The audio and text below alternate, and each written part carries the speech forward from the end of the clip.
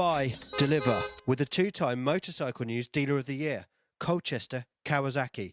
Proud sponsors of Chasing the Racing.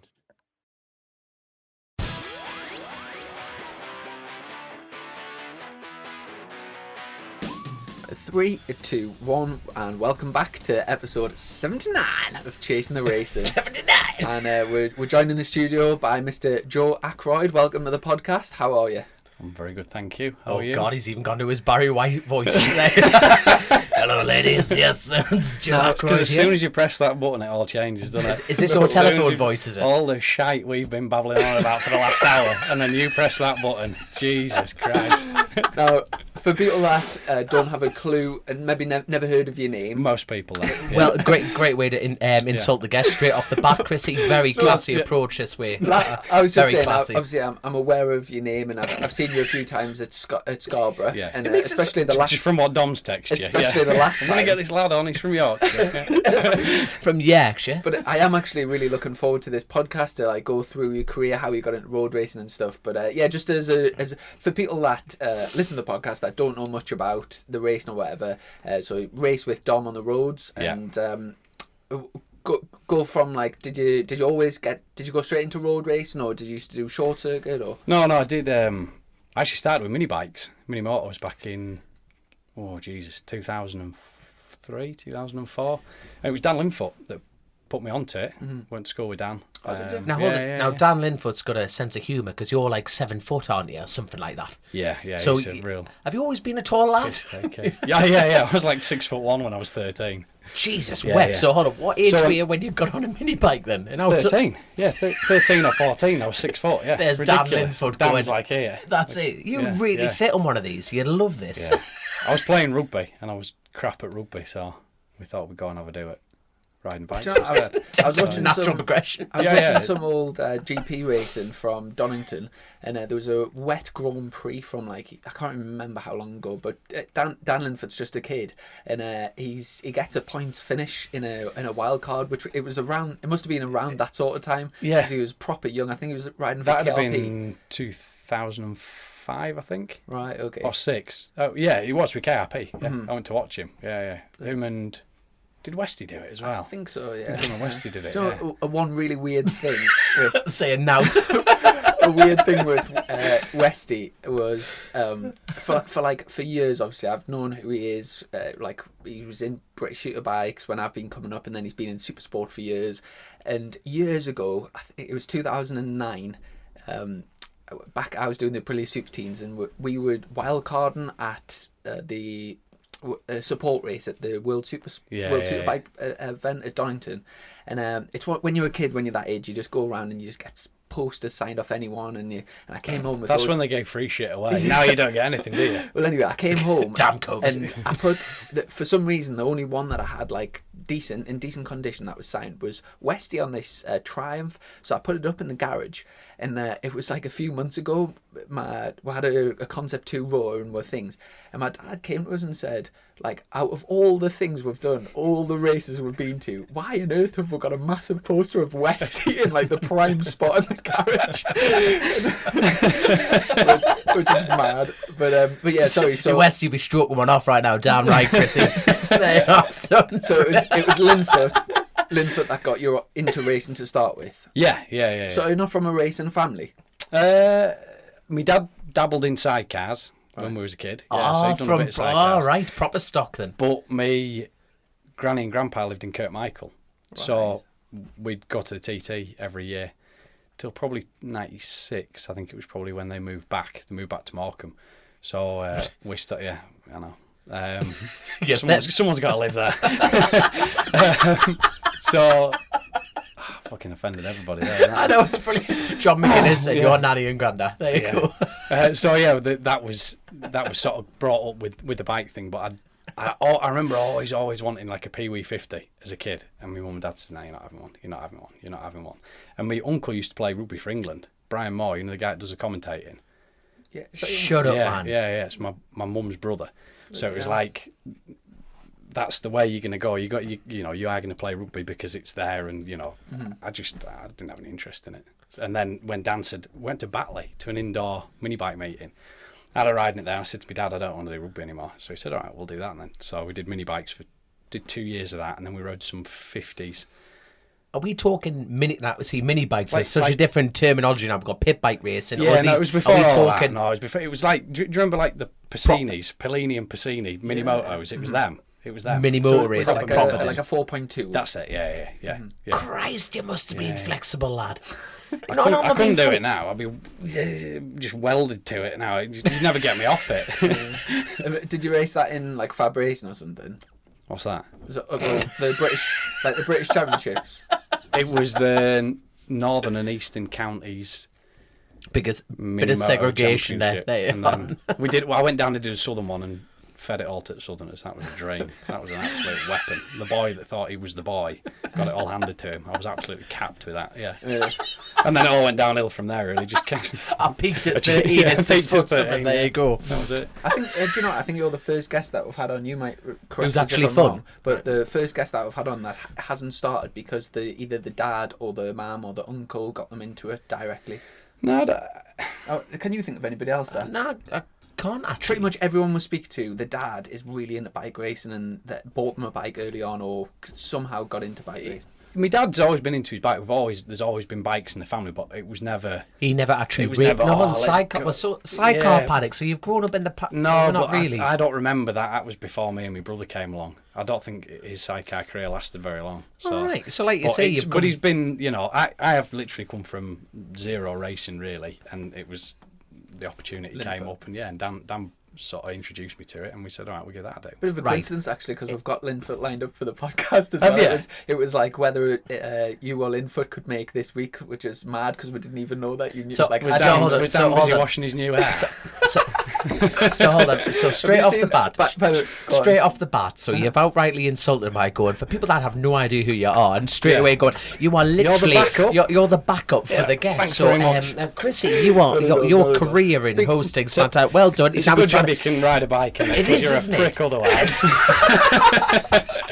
Speaking of the hair transplant thing, is Linfoot? hold on, You look like you've had one, hold to on. be fair. No, I've got a proper McDonald's. Me, I think I need you? one more than I've got one. But is that did they go over to I can't Turkey stop to looking get at it it done? now. No, you had it done over here. I think because quite a few. Jack Kennedy's had one. Coops has just had one. Shaky Bird's Coops just had had one? one. Yeah. Hold Linfoot's on, had Coops, like little Coops, Richard Cooper one. Coops. Yeah, he had it because he was supposed to get married this year, so he had his. Has Tara McKenzie had one? I don't think so. Hold Does on, he is that not? the blonde one or the brunette one? Which one? Taz is Taylor's the younger blonde one. I didn't know. I get them mixed up. Do you think Both Taz Mackenzies. has had one? Shut I up, thought man. he had. Nah, No. I doubt it. Straight off the rumour mill, Taz Mackenzie's just had it. Get that one on Bike Sport News. Yeah. I tell you, you've got a very strong hairline. Have you had any work done there? Or is that all I could natural? do with a decent dentist, to be honest with you. Hoss file, take tops off that. I'll tell you what, we were actually chatting, like you say, we always have the crack before the crack, and it's a bit like you were into BMXing Yeah. beforehand. So Yeah, are but- they all fake on the front then? No, they just patched together with its Arrow diet or whatever shite was kicking about on the floor at the time. We're all into BMX when we're kids, aren't we? Were you? That's a good wasn't. question. I was My- absolutely obsessed with it. My childhood Obsessed. was me, Dan, and a mate of ours called Pat, and the three of us just all we did after school was just ride our bikes BMX. everywhere, Mate. all the time, non-stop. Dan, to be fair, Dan's a bright lad, so he'd go home and do his homework. I'm a thick bastard, so I'd go home and tell my mum I'd done my homework and tell my dad, and then just disappear on my bike, just put myself in the fence. That was it. Yeah, It's got to be done. Aren't you talking about Dan Linfoot here, by any chance? Dan. Yeah. So, all right, you've grown up with Dan Linfoot. Yeah. All right. No, Where hold have on. you Hold been for on. the last 10 minutes? No, I've been asleep, mate. No, just I'm saying, at the end of the day, you might have bumped into Dan Linfoot and just said, why don't you have a crack at this? You know? No. All right, you've- He's a year older than me at school, so he was a year above me when I went to secondary school. But we went to different primary schools, but the same secondary school. So we're going to accidentally have the interview before Dan Linfoot here. But Yeah, we so give was you all Dan? dirt, Is that like Dan motocrossing beforehand? So were you not? It's interesting how you. No, I think Dan's dad, because his dad used to do a bit of racing. I think his Right. dad was keen to Push him into sort it, of get kind of into it, So that's sort of where he started with it. This So is he's been doing it brilliant. maybe a couple of years before I went and did a mini bike thing with him, mini moto. So Right. I guess he was doing proper racing and was doing the mini bikes as training, and then took you along. Is that right? No, he was racing the mini motos competitively, and then went and did a practice day, and I went along on a night and had a do. I thought by the time he was like 13, 14, he would have been racing. Like, was he not doing 125s or something? I don't know if we did. I don't know if we even did a season's racing together, to be honest with you. Because then he went on to an Aprilia. He had this stinking horrible, like, orange RS125.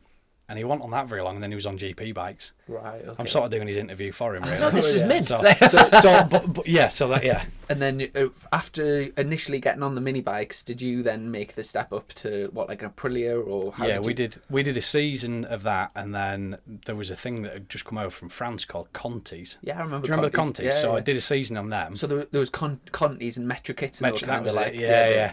But then, like, Metro Kits were running at Cadwell and stuff, weren't they? Whereas Contis were a 50. I think Metro Kits were an 80, weren't they? You could get Metro Kit 50, 70s, and 80s. 80s you could run with the with the Aprilia 125s. Yeah. Well, we just did them Contis for a season. So did you do that at, like, on the British mini bikes use as tracks, like Rowrah, Lyd, Warnwell, Wilton Mill? Yeah, Stretton, yeah. Where else did we go? Landau? I never went there. There's one at Preston, tracks at Preston. It's got a supermoto track. Three Sisters. Three Sisters. Yeah. That's a separate one, but yeah, there was one called Tracks. All right. Dom likes riding Three Sisters, I think. Yeah. So the Sounds rumour has it. right. So the rumour has it. Again, the conversation before we came on air says something different, doesn't it? We won't talk about that either. The best thing is, though, people be watching going, why aren't they talking? Normally they're very open about these discussions, but you are a married man, so we're not going to go down. I love my other half dearly. Brilliant. Nah, she's ace. Spot on. Absolutely spot on. By the way, we're talking about Chrissy's single life. We're not talking about anything else. That sounded quite deep-rootedly seeded, that conversation beforehand. We're talking about, that's a good shout out. Chrissy's single, by the way. Let's get back onto the Contis. And then... You want to go back on the Contis, not your single? I think we should talk about your single life. Smell in here, to be honest with you. Do you know what? I've just bleached this out. It's absolute. This is the cleanest. Needed to. This is the cleanest. This is bleached. This is the cleanest that this has been all year. But it's all set for the winner. Anyway, let's get back on. Back to Contis. So, back to Contis, boring shite. You were on Contis, and then did you get up to the? And then it was Aprilia RS125. Did Super Teens. Super Teens. Did Super Teens for a season. Was that when it was still with MRO? Yeah, and like it was Bempsey. Sponsored by J&S. Yeah, It was all. Actually, everyone had to have that white livery, so it was doing it. There was Luke Jones. I'm trying to think of guys that are still doing it now. What year was this? 2006. 2006. So that was the year before Folkard won. Folkard won in 2007. So he'd have been. Yeah. I'm not really that familiar with that year, to be honest. I don't know. You sound a bit quite familiar with it. I know from I know the Super Teens like really well from 2007 to 2010. There was Gino was in it. Gino was in it. Because from that year, Gino was only 14, I think. But from that was year, a tiny wee toot of a lad. He then went over to European Superstock for. Can you remember George White? And I do. Yeah. And him and Loris Baz were both like 15-year-old and Yeah. they were battling for wins in the European Stock 600. Yeah. Then when he was only like 17, he went up to World Supersport. And he was like winning races at World Supersport. Then he went to Moto2 and he was like the next best thing in Britain. And then his career massively sort of tailed off and he kind of went off the ball. And he's making a bit of a... I know. When's Gino on? We're having the interview through you, so if you'd like to fill the gaps, that'd be awesome. I do remember him being tiny and it just being unbelievable, like a child prodigy. Yeah, he was and when you tried to put him on a Super Team bike as well, it was hardly touched the floor. Oh my god, yeah. Well, the year that I started Super Teens, Taz McKenzie started the same It'd be time. exactly the same. He couldn't touch the floor, no. so someone had to wait for him in pit lane, and he would like drive to his dad. And if nobody was there, he would just fall. So if the session ever got red flagged, he would just stop and flop on the side. But, I've never had that I was about problem. to say, if 13-year-old at 6 foot, I don't think you've ever had that problem. Never ever been an issue. So while you've gone through the world's smallest motorcycles at this point, did you ever think, I want to get on a big bike or anything like that? Was that always the end goal for you? Did you see the steps? Or No, because I've always liked two-strokes. I do like me two-strokes. I love a two-stroke. So like, I was happy, because I know a lot of lads did Super Teens and then they went to do like CB500s, or they'd go and do steel frames. They'd make the bigger jump to the bigger bikes, but they'd never go down the 125, the GP bike road, where I wanted to do that. I wanted to get a GP bike. So I said to my dad about it, and we said, yeah, all right, we'll have a go at that. So did you only do the 1 year in Super Teens? Did 1 year in Super Teens, and then the following year went into 125s in the British Championship. I know I keep picking on your height, but you must have been the tallest lad. Yeah. You must have been. I So, don't think who else was tall though. no, here's a question. Nathan Pallett, does that name ring a bell to you? No. Ryan Saxelby. I know Ryan, yeah. Ryan's Well, a tall Sounds a lad, bit isn't he? wooden. RS, Yeah. So when you went to GP 125s in British, who was the top runners in the championship back then? The lowest boys were doing it. KRP had a big outfit. So I think Dan Westy and I think Dan Cooper was riding for KRP. Yeah. Dan Cooper won the championship one year. Did he? Yeah. Did you know that?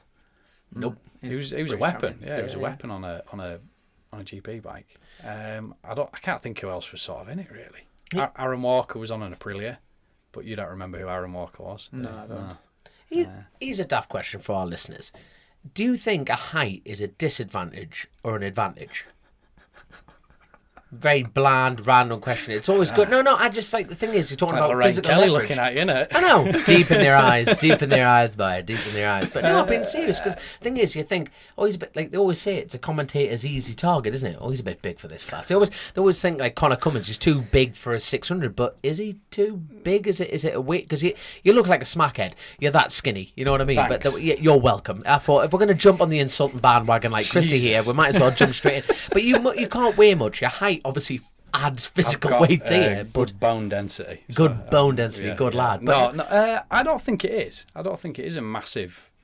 disadvantage No. or advantage, just If at Grand Prix level, maybe. But even then, I've not. What's Yeah. Rossi? He's 6 foot, is he? 5'11"? how tall is it? 70 kilograms only. Hold on, but what's his height? That's, But what's his height? Yeah, I think he's 5'11", isn't he? yeah. So Jesus, how tall are you? I don't even know my height. 5'8", I think I am. You're tall. I must be fucking 5'7" or 6 or something like that. I don't even know. Nicola Canepa, he's a big youth, isn't he? Who? Canepa. I might. Here we Jesus go. Christ. This is mint. This is your show now. We're handing over the keys tonight. he So if you tall? like, He was Canepa. European Superstock. Did he win to Superstock Championship for Ducati and then went into MotoGP? And you don't know who. no, this is Nicola brilliant. Canepa. This I is know, good. I know No, the name, but I don't know. no, you don't. No, you don't. You're just I trying to was act just zoning on intelligent. tall lads to be like, oh yeah, well he's doing all right. I'll keep doing this thing that I'm flogging me guts at and smashing myself to pieces. No, for, yeah. that's it though. No, it's just interesting to see I what. don't think it is. I don't think it is a huge. In terms of being which is- competitive, what like when you went to GP 125s, were you somewhere near the front, mid it's pack, fucking terrible. towards the back? Yeah. And was that because like a lack of skill? Don't or beat was it- yourself down we- too I much. don't think how it's changed, has it? I don't know why it rung me, to be honest with you. Because you're sensational cancer. crack. We already touched on that one, didn't we? So. Were you on a shit bike, or was it? Were you on good machinery but just didn't have the skill, or was it? No, I was on a shit bike. To be fair, I was on a shit Loads bike of skill, against shit a load bike. of proper quick lads. Yeah. In arguably, one of the most competitive championships that you can go into. So, Yeah. it was one of them. Was Steve Patterson still racing then, or did he start having a team? No, he had Rob Guyver riding for him. I used to be teammates with Rob. Yeah, so when yeah. Rob was still in 125s in 2011, when I was there, and I was teammates with him. Yeah. Steve Patterson ran the team. Yeah, Great lads. he then, and knows his stuff. That sort of era of the GP bikes and stuff. Yeah, I do miss it, to be honest. I do miss watching it, smelling it. Do you know what? I went to Brands to help John John McGuinness. Name drop. You asked for me. You asked me to tell you cod piece.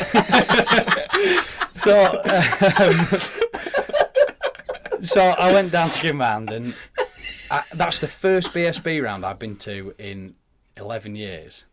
And I stood there and I did think, this is missing like a 250 class. Yeah. I know they tried it and it fell on its hole, didn't it? It never even To started. be fair though, at the last round when there's no crowd there and stuff, that atmosphere is nothing compared to No, what it maybe- usually is. So maybe not, but- you've kind of got a slanted judgment on like what the championship's like, because a normal race day at Brands Hatch, when it's like it's packed and it's like a Yeah. proper buzz in the air, where it did feel very flat this year. But do you not think from like a competitor's point of view, the crowds don't... Not when that you're out doesn't- there, but it's No, but even... that atmosphere for of the like weekend. you went down and watched, didn't you? So you were there watching as well.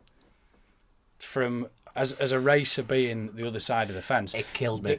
Yeah, but you don't look at and go, oh, God, the atmosphere's crap because of the audience. I didn't, but maybe I'm Well, you just did- maybe I'm retarded. I don't know.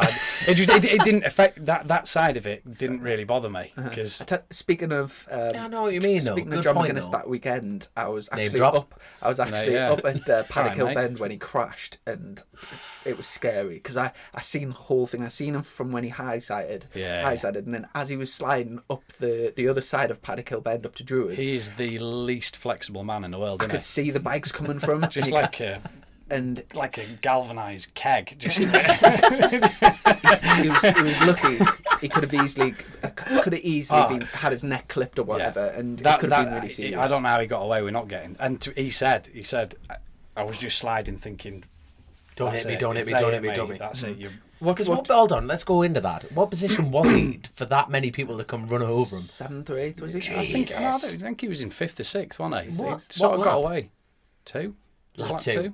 Yeah, Was it the exhaust? You being part of the team, was it the exhaust that beached out and lifted the rear? Yeah. Because when you watch that footage, it's just... Yeah. Now, obviously coming over and having a bit of crack with you beforehand, you could just see this thing, like, bellying out. Now, what all did you guys? Because he's teammates with this... Is it a Speedway team or something? Is he Andre Compton? Yeah. He used to be a weapon of a Speedway rider. I believe. I don't really follow Speedway, so I don't know. But from listening to their conversations, and Yes, because John's I've a heard the huge name. Speedway. He loves it. Mad for it. Yeah, he actually. Absolutely Have you mad been for to it. see one? A Speedway race Not at for all? You never years. seen? Not But for, you have, I you have. have I've been seen to one. Bradford Oh, when I was God. younger. Yeah, It is mint. phenomenal. It is mint. That's an atmosphere. Have you been to one? Yeah, I'm sponsored by NGK, and they're Name drop. Name drop. You beat me to it. they're massively into. Where's their sticker in it? Oh, it's there. You've got a chair. Yeah, Don't worry. They're massively into where he sits his soul. sponsoring the Speedway. So I've been down to Scunthorpe, I think it was, Yeah. and I've done. No, sorry, it was. I can't remember where. This I can't single remember life, where, he could do what he wants. but I know. Living dream. There's a guy called what's his name? There's a place at Scunthorpe where you can hire the track, and when I used to race for a Stock 600 team. Scunthorpe Speedway. Yeah, Scunthorpe. And Oh, you know that place at Scunthorpe. Where they do the Speedway. Where they do Speedway. there's a guy there called Wayne Carter, and you Right. can go down and hire the practice track all day. So the team used to hire it. You can hire the big one as well. Yeah, and then you basically Never. We were supposed to go. you get up to speed on the small one, and then you get to let out on the 500s on the big track. And honestly, it is one of the Have best you ridden things. then? Best things I've done. Yeah, Because Mega. I did a season of grass track. I sacked off road racing in 2009. We bought a bike. We'll get to that, don't we? What? Like come through. All right, yeah. And Metricates were fucked off. yeah, we're done with that. No shit. Next. So yeah, I had like a gap where I didn't race. I thought I'm over it now. And a mate of mine's done How grass big of a track for gap? years. I'm interrupting this little. I don't know. middle- Probably about 5 years. Never. 4 years maybe. I mean, I live in Harrogate, which is the middle of the country, and I bought myself a jet ski because that's what happens. Tried downhill mountain biking, jet skiing, road cycling, and ended up bike racing bikes. But I did a season of on a 350 on the grass track, and we took that to Scunny Speedway, and I think it's mega. I think it's mega. But then I hurt myself at the top of a field near Emily Moore doing grass tracking. I thought, this is a stupid sport. Hold on, I what can't kind of level of hurt though? Now, motorcycles pain just threshold's huge. Was it a proper face mess? planted and just dislocated my shoulder, but my shoulder was sat on like there, right at the front of me. And Do you know, I'm quite fancying turning my motocross bike into a grass track bike. Would you recommend? Do you think that's a good choice? You've only had that 10 minutes. I don't know. Do you know what the thing is for me with the whole grass track thing? It's like it's a sport that nobody else does. You know, if they're good at grass tracking, they generally don't really do anything else. Right. And that's coming from a mate of mine who's a grass tracker, Pete Wildbaugh. He said that's his actual name, and he says you know, lads that can do grass track and are good at grass track generally aren't much good at any other disciplines of sport. You know, motorbiking. Tim and Tom Neve. Yeah, but they're flat track, aren't they? That's different. That's Right. different. By the way, Go on, explain the difference for our listeners. Explain. Go on. A flat track bike is a motocross bike that they put road forks in the front of them, don't they? And they slam the front on, don't they? Yeah, like wets. That's a flat track bike. A grass track bike is like a longer version of a speedway bike, I believe. All right. So you still have you have your engine with plates mounted to the engine, and then everything's built around that. No brakes. Right. And if you ride them slowly in a straight line, you can feel the front and the rear wheel feel almost disconnected. It's weird. Right. Weird. For us boys, trying to go do that. But yet the flat track, is that the bike you want to turn into? Flat track. I was thinking about going flat track, not grass track. That flat track, and you think that, in your opinion, that discipline? No, flat track you'd be all right. But I thought you meant you were going to put your enduro, your off-road bike grass track, which they do an off-road. They do an enduro class, a lot of grass championships. There we are. But you're just turning left, aren't you? So what's the point? I can't really see the point in doing that on a motocross bike. Yeah, fair enough. So after the British Grand Prix racing wasn't going particularly well. Did you jack it in from there, or did you move up? No, so then I went on to jet skis. Jet skis. The following year was the year they brought back Stock 600. Right. So that was This is at British level. Yeah. This is BSB. Yeah. So you went straight in the deep end, stayed in the deep end. Yeah, never. We did a few club races, like to get your bib off, but then you could go into. I think you could go straight into British 125s as a clubman. Yeah. So I think that's what we did. I'm pretty sure that's what you could do. So that's what I did, and then just stayed in that British Championship. I'm not being funny, but were you fully aware what you were doing at that point, being fully in the deep end? No, I still don't know. That's mint. Good lad. But for me, from going from club racing to British, it'd be like deep end. No, it does for me. I'm thinking this is deep end, but it's like it's interesting because if I had I first got a bike at 21. I think I knew there was a huge difference between club and BSB. Yeah. But if I started then, I wish I just went. I tell you what, just go straight in. I think with you bunch of our animals. Mentality was, if you're riding with the best and you can, even just there's nobody in that British Championship that's shit, is there? Let's be fair. There's not. There really everybody, isn't. even the lads at the back, are quick. Yes. I mean, fair play to you. Fair play, Mr. Mild-mannered. I don't know what you teach, but if one of my teachers had been as quick as you, I'd have listened to what he said. To be honest with you, fair play to you. Cheers. This is how you work out speed and distance divided. But there's nobody in that championship that's slow, is there? And I think our mentality was just, if we can get in there and we can run with these boys, it's going to do nothing other than drag me on. It's just going to pull me on. And when that 600 class came, it was like, oh, all right. And to be fair, my dad might not thank me for saying this, but that was sort of the point at which. Have you boys done racing with your dads? You have done. Did you not? No, my dad's race, but he doesn't come racing with me. Never has. Because we did it together, and he's the mechanic and I'm the rider, sort of thing. And the fucking strain you put on it on the relationship, and there's so much going on away from racing, isn't there? And we just would finish a weekend and think, why have we spent this together? Yeah. So end of 2007 with the 125 job, my dad just said, I'm out. I don't want to do this anymore. And fair play to him. And I said, right. And I think he probably thought, what would I have been?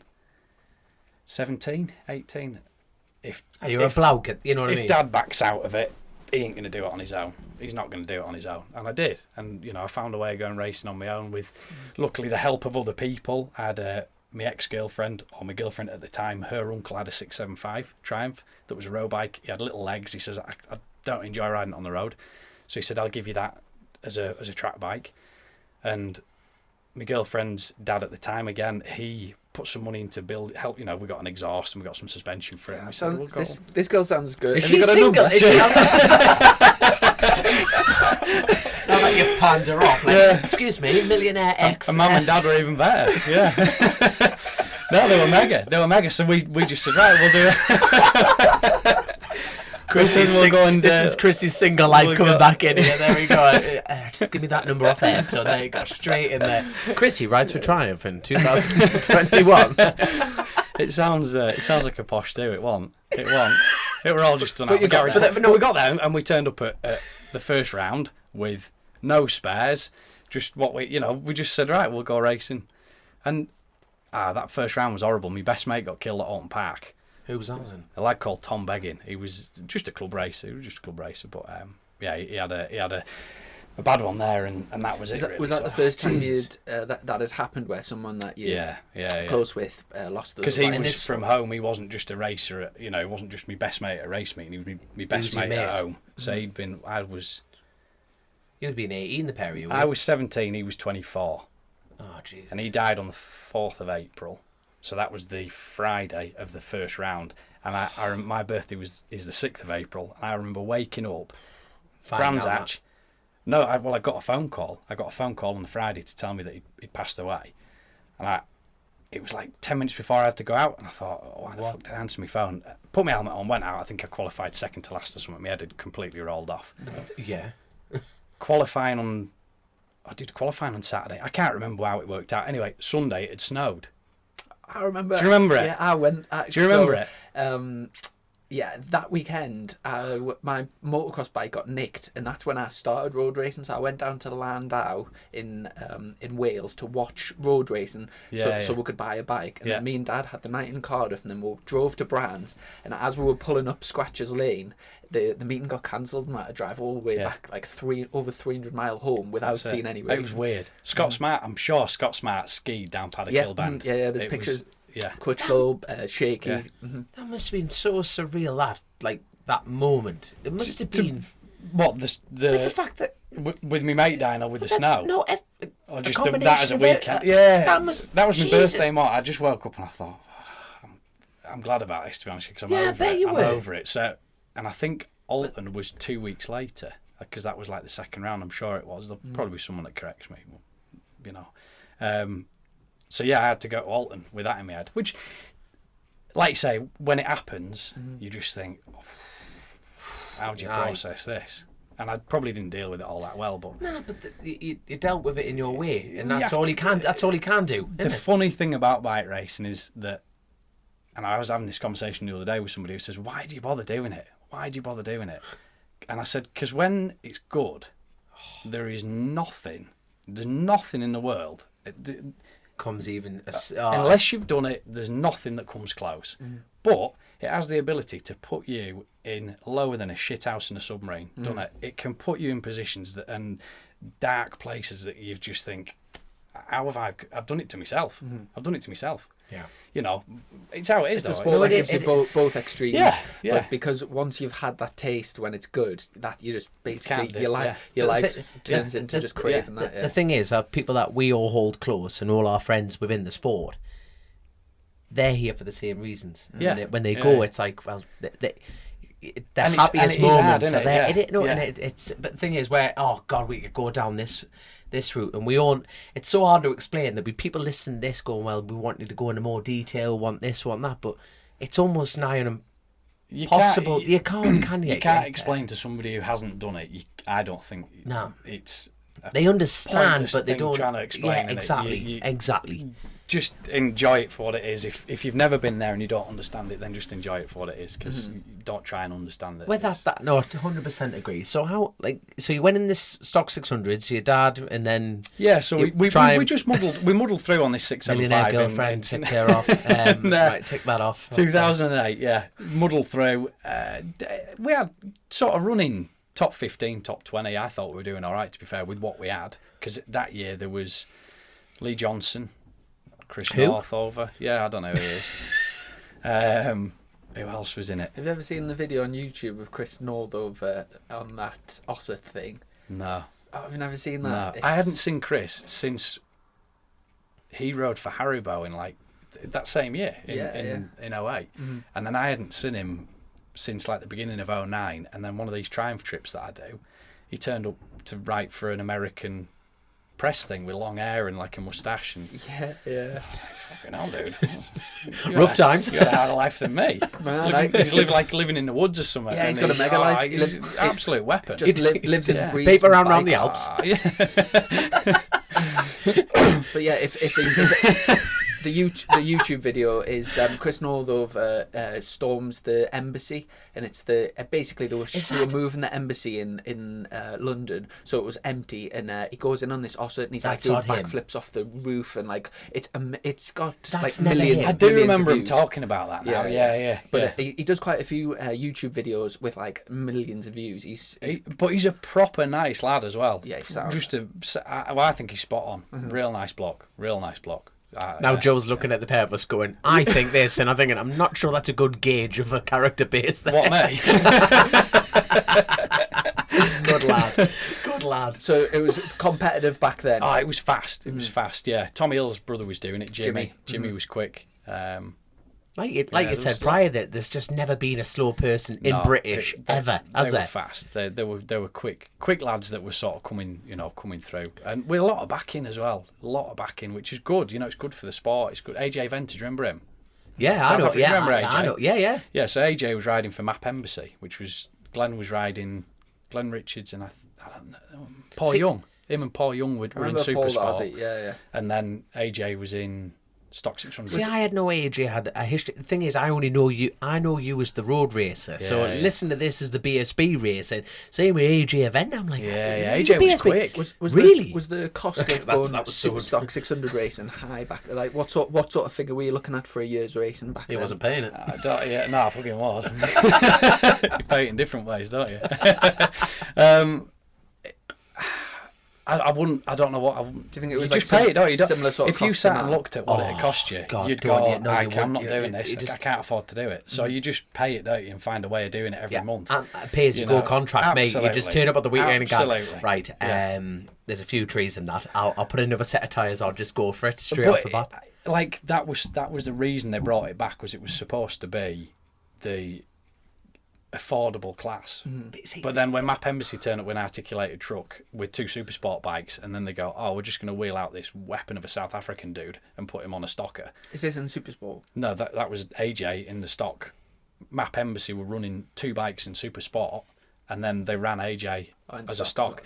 That's not a budget team, is it? That's not them going, we'll have a go at the budget class. That's them going, if we're going to go out there, we're going to blitz it. As long as the rules are strict and you've got to run stock bikes, it doesn't matter how many Arctic lorries. No. Stock classes is it always a pinch of salt in it. It's the moral fibre, isn't it? I agree with him. I totally agree with him. In what way? When I was doing it in Stock 600, I don't think that those bikes were. I don't think the policing of it was maybe what it is now. No, I'm not taking anything away from when I did Stock 600. I agree.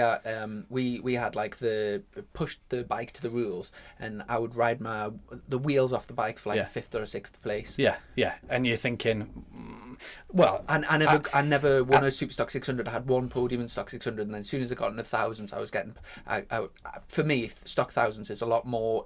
You can turn up as a lad and a dad, and you can win races in Stock 1000. Stock 600 for me, you had to be on about 3 or 4 bikes. I'm not sure what it's like now. Hold on. And the thing with it is, I won't say names, but the lads who were there know who it was. But there was 2 lads that turned up at the first round and went on R6s and went straight across the start-finish straight with the things popping and banging because they put quick shifters on. So you're going. So if you're prepared to do that, what else are lads doing? They've gone, stock class, right? Well, what can we do to cheat and hide? It's how it is. How it is. I genuinely turned up on a bike that had been a road bike, and we put a proper super stock bike. It was a stock bike. It was a road bike that had done like 7,000 miles, and we just put the cheapest Öhlins suspension on it and an end can done by Quill, whoever they were. And away we went. Spot on. I think it was as cheap as we could make it. As upsetting as it is seeing the cheaters cheat, are you not proud of what you've done? Because I know 100% I've never cheated. Were you competitive that year? I think I did all right. What sort of positions? Well, I had a front row start at Croft. That's good. Probably finished. I don't know if I finished 4th or 5th. Running top 5 in the super stock. Yeah, on a proper stock. On a proper stock bike. That's serious. Good. Yeah. Alex Galt, he was in it as well. Do you remember Alex Galt? Did mini bikes with him as well. Is he over 6 foot? No, he's. Sorry, I only follow over 6 foot lads. No, that was sort of the making of it, and then because everyone had gone R6 and they'd brought out that new R6 that was a weapon, everybody wanted to be on. I think Westy was on the Kame. Was it Kame Yamaha? I'm raking through like 11 years ago. You know, like, so that was the thing. Everyone needs to be on the R6, and we bought one off Rob Mack. I suppose we just leave it at that, really, because I just went and smashed myself to bits, and it was just a lot of Rob didn't do what he said he was going to do. You know, we got a bit of an agreement or a gentleman's agreement from a conversation that he would help us with setup, because that was what we were missing. I worked with the guy you worked with last year at the end of 2008, Chris Sale. Mm-hmm. I worked with Chris towards the end of 2008 and got good results. And I wanted to work with him in 2009. He went to work with a guy called Nick Med. So that meant that I didn't really have Chris as my setup. So if we'd bought this bike through Rob, hopefully we were getting that support of the setup. So that was the decision we made. And from the moment that he gave us the bike, that was it. There was no help, no support. So again, we were back to just me and my dad turning up at a race meeting. Me not really knowing what to do. At this point, my dad had got involved again. Said, yeah, we'll have a do, you know. And we did 3 rounds. I think we did Brands, Donington, and Snetterton. We drove all the way to Snetterton, and on the outlap, a high sider coming out of it. What's the chicane? Is it Riches? Yes. Yeah. First session of the day. And the thing just obliterated itself. Was that when you walked away from? I remember standing up and just going, I don't want to do this anymore. I'm over this. And you had is that your jet ski road? Yeah, this was then when you go, right, well now what do I fill this gap? And I couldn't watch a BSB thing on Eurosport or hear Jack Bernicle or Witt talk for about 6 years. Yeah, I can understand. I just thought I've invested so much of my time and my life, and there was no one to blame other than myself. And do you know when you're saying you were searching for something afterwards? Obviously, you mentioned jet skis. What else did you try? That's that high. That's trying to just fill the gap into it. What do you do? The adrenaline what buzz. do you do? Did you find anything else that could close? Who the hell talked to you in the jet skis though? I don't know. I probably watched some video and thought, oh, that'd be a good deal. I had a bit of cash at the time, so I just thought I'd buy one. What do you do for a living? That was at the time I was doing aerial and satellite installations and home cinemas, you do. and home cinema installs. And Jesus. But I'm a tight ass Yorkshireman, and that one came up. I was just looking on eBay. I looked at Formula 3 cars, and mate, how much were you making? Putting up audience. I couldn't go and buy a Formula 3 car, but I was just looking at everything on eBay. Anyway, I found this jet ski over in Wigan. I thought, yeah, we'll have a Were you pissed? Were you pissed? No, I don't think I've had to think about it, but no, I don't think I was. I think that was a sober decision, to be fair. Wow. And I went over and I looked at it with a mate of mine, and I couldn't tow a trailer. Hello, lads. Where did you drive from? Harrogate. No, you never. I see. You don't, all right, son. Don't ever tell people from Harrogate because they think you got a load of money. So, anyways, drove over there, picked this thing up, and I looked at it. I said, "Oh, it looks spot on." That anyway. What do you know about jet skis? I gave him the money. Son.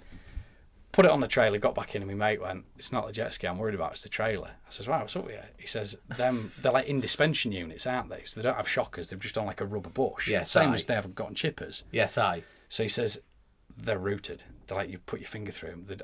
I don't know if we'll get home. I said, fuck off, they won't be that bad. We made it half a mile from my house, and the wheel fell off the trailer. Honestly. Half past 11 in the middle of Harrogate town centre with a jet ski laid on its side. Like, for fuck's sake. People coming out the pub going, I had far too much to drink here. There's a jet ski in Harrogate. What we're doing here? Oh, mate, yeah. And it went downhill from there, really. So, yeah, we did that. Bit of downer mountain biking. Sorry, I'm just curious. You know, you went out on the jet ski for how long? Like, seriously, how long did you have this jet ski for? A year. You had it, yeah. Thank God you said a year. I was thinking if this lasted 4 or 5 years, that would have been less impressive. No, it was a straight. I dragged it all the way to Abersock, put it in the sea, and regretted it straight away. It made it about 500 yards out, maybe a mile, and then died. I mean, I had to tow me back in because I'd managed to convince him he needed to buy one as well, you know, because I didn't want to be the only knobhead in Harrogate with a jet ski. So he bought one as well. He towed me back in, and I took it to a specialist over in Driffield or somewhere, and it cost me another 1,500 quid to have it engine rebuilt. Hold on. Was it a specialist in Driffield? Jet ski. Or Beverley or wherever. You Yorkshire people are weird, like that. That's what I mean, and that's that thing. You pack the bikes in. What do? You start just. Did you so downhill mountain bike and what else? Didn't get far with that. So just mountain biking and cycling, and that was about it really. So, and then that was the grass track era as well. I had to do it grass tracks. So Just how nothing tickling the Nothing itch. there. There's Joe just nothing Ackroyd, there. Joe Ackroyd, the road racer. So how on God's green earth did he suddenly become a road racer? I want to know, what was the next step after going 6 years, couldn't hear Jack Burnickel's voice, nothing, you just went, suddenly, I want to have another do at it. Let's The go from agreement there. was always with my dad that he would not support me doing the roads. He didn't want to be involved in that.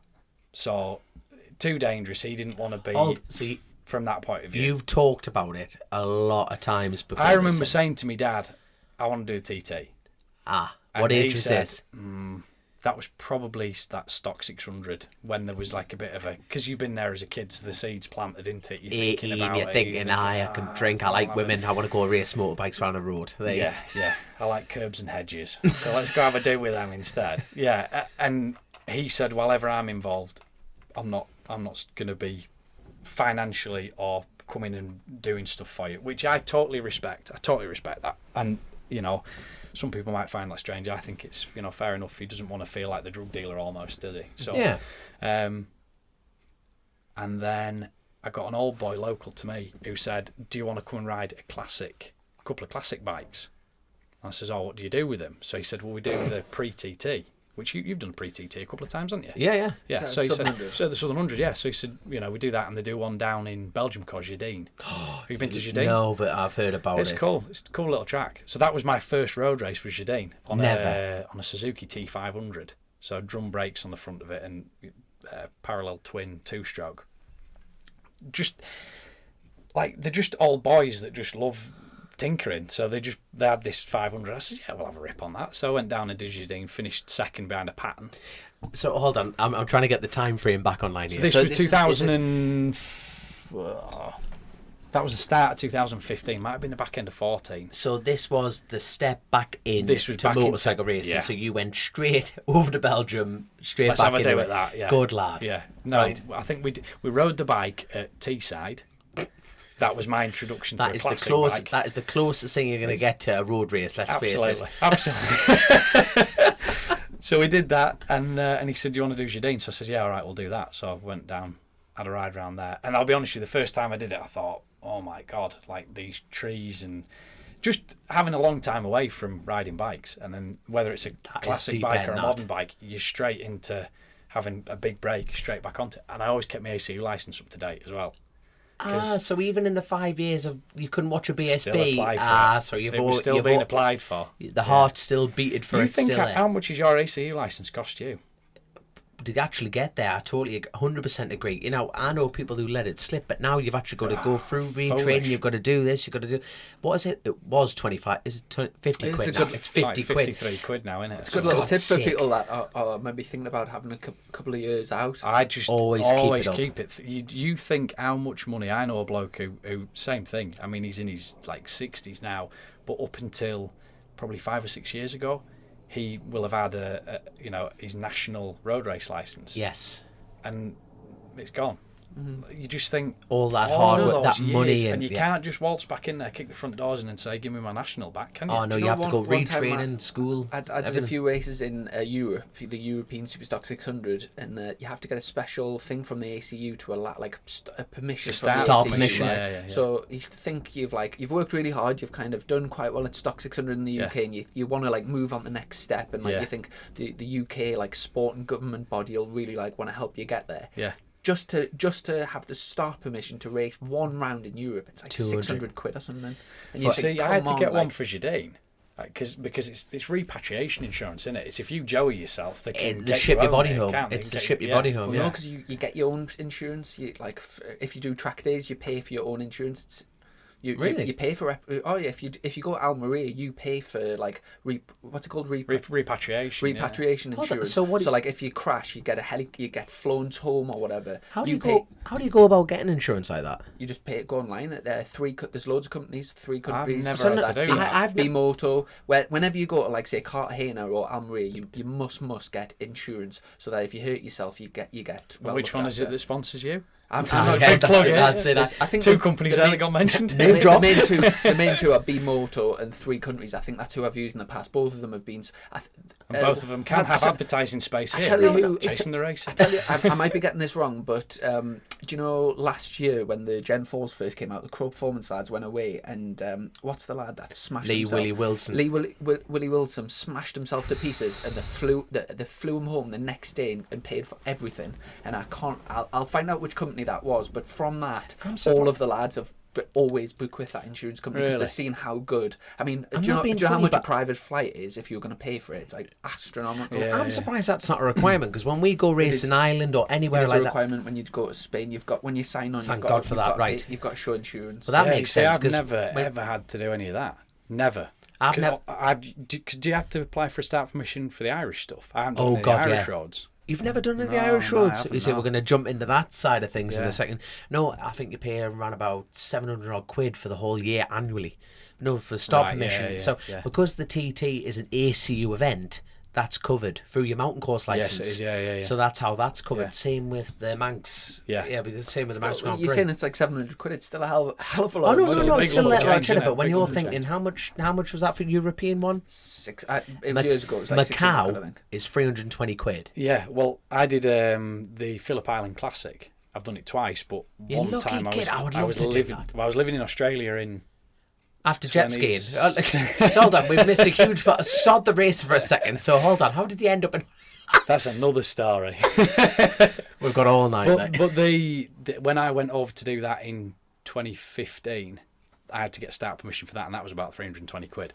There you That are. was It's like that proper. Macau money. I remember paying it and thinking, I suppose if I had to bring my body back, it's not a dear That's deal, all. is it? It's cheaper than an airfare if I'm alive. So Yeah. you know. I suppose that's the thing, You isn't know, it? I didn't think it was a bad day. But you have to pay these things to get them going. So no, it's interesting fact, because I've never gone to Spain testing or I haven't. never done anything like that. So that was that. I thought when you went on for like No Limits, that's not a It's all plug. in- That's not a plug. So we're like No Also Limits. advertising space available. That's it for the low price of it. But no, I've never done a Spanish test day or anything like that. So that's an additional cost on top of, because the advertisement like 600 quid. But Yeah, does that I didn't include your realise that you had to then put that on pay top that? of that. I thought it was on there. So how much are you paying Insurance. roughly insurance for like a Well, Spanish you can job? get an annual one, which is a few hundred quid. But I So think me and him I went to usually Cartagena I for a usually laugh. pay for like a 4-day event. I think you would pay something like 120 quid On insurance. top, so that's the money doesn't half rack up, doesn't Yeah. it? Still, well. Oh no, it's interesting. Well, No, you no, pay okay. it, wouldn't you? For You example, pay it. you could No, do 4 days in Almeria with focused events. You do 4 days for 439, including that does your That's a plug. your track. I know that's been like the way you've presented that. Then Mate, somebody's put money in your pocket. I'm not. Go on, They just should run that be. through They again. should be. Think how cheap that is. That's your hotel. Ed's To gone get now. the bike there and track time. Bear in mind, it's the hottest place it's the driest place in Europe, so you're not guaranteed it for it to be dry, but you're like more or less. I think there's like 300 and so many days a year dry. You've turned into a teacher now. You managed to make track days boring. No, Interesting fact. Almeria is the first driest place in the world. Fucking hell.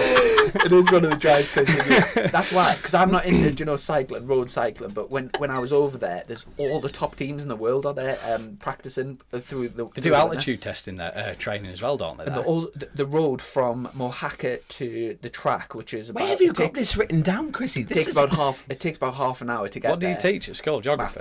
Maths. Yeah, to get there, it's What elevation are they at there? How many feet?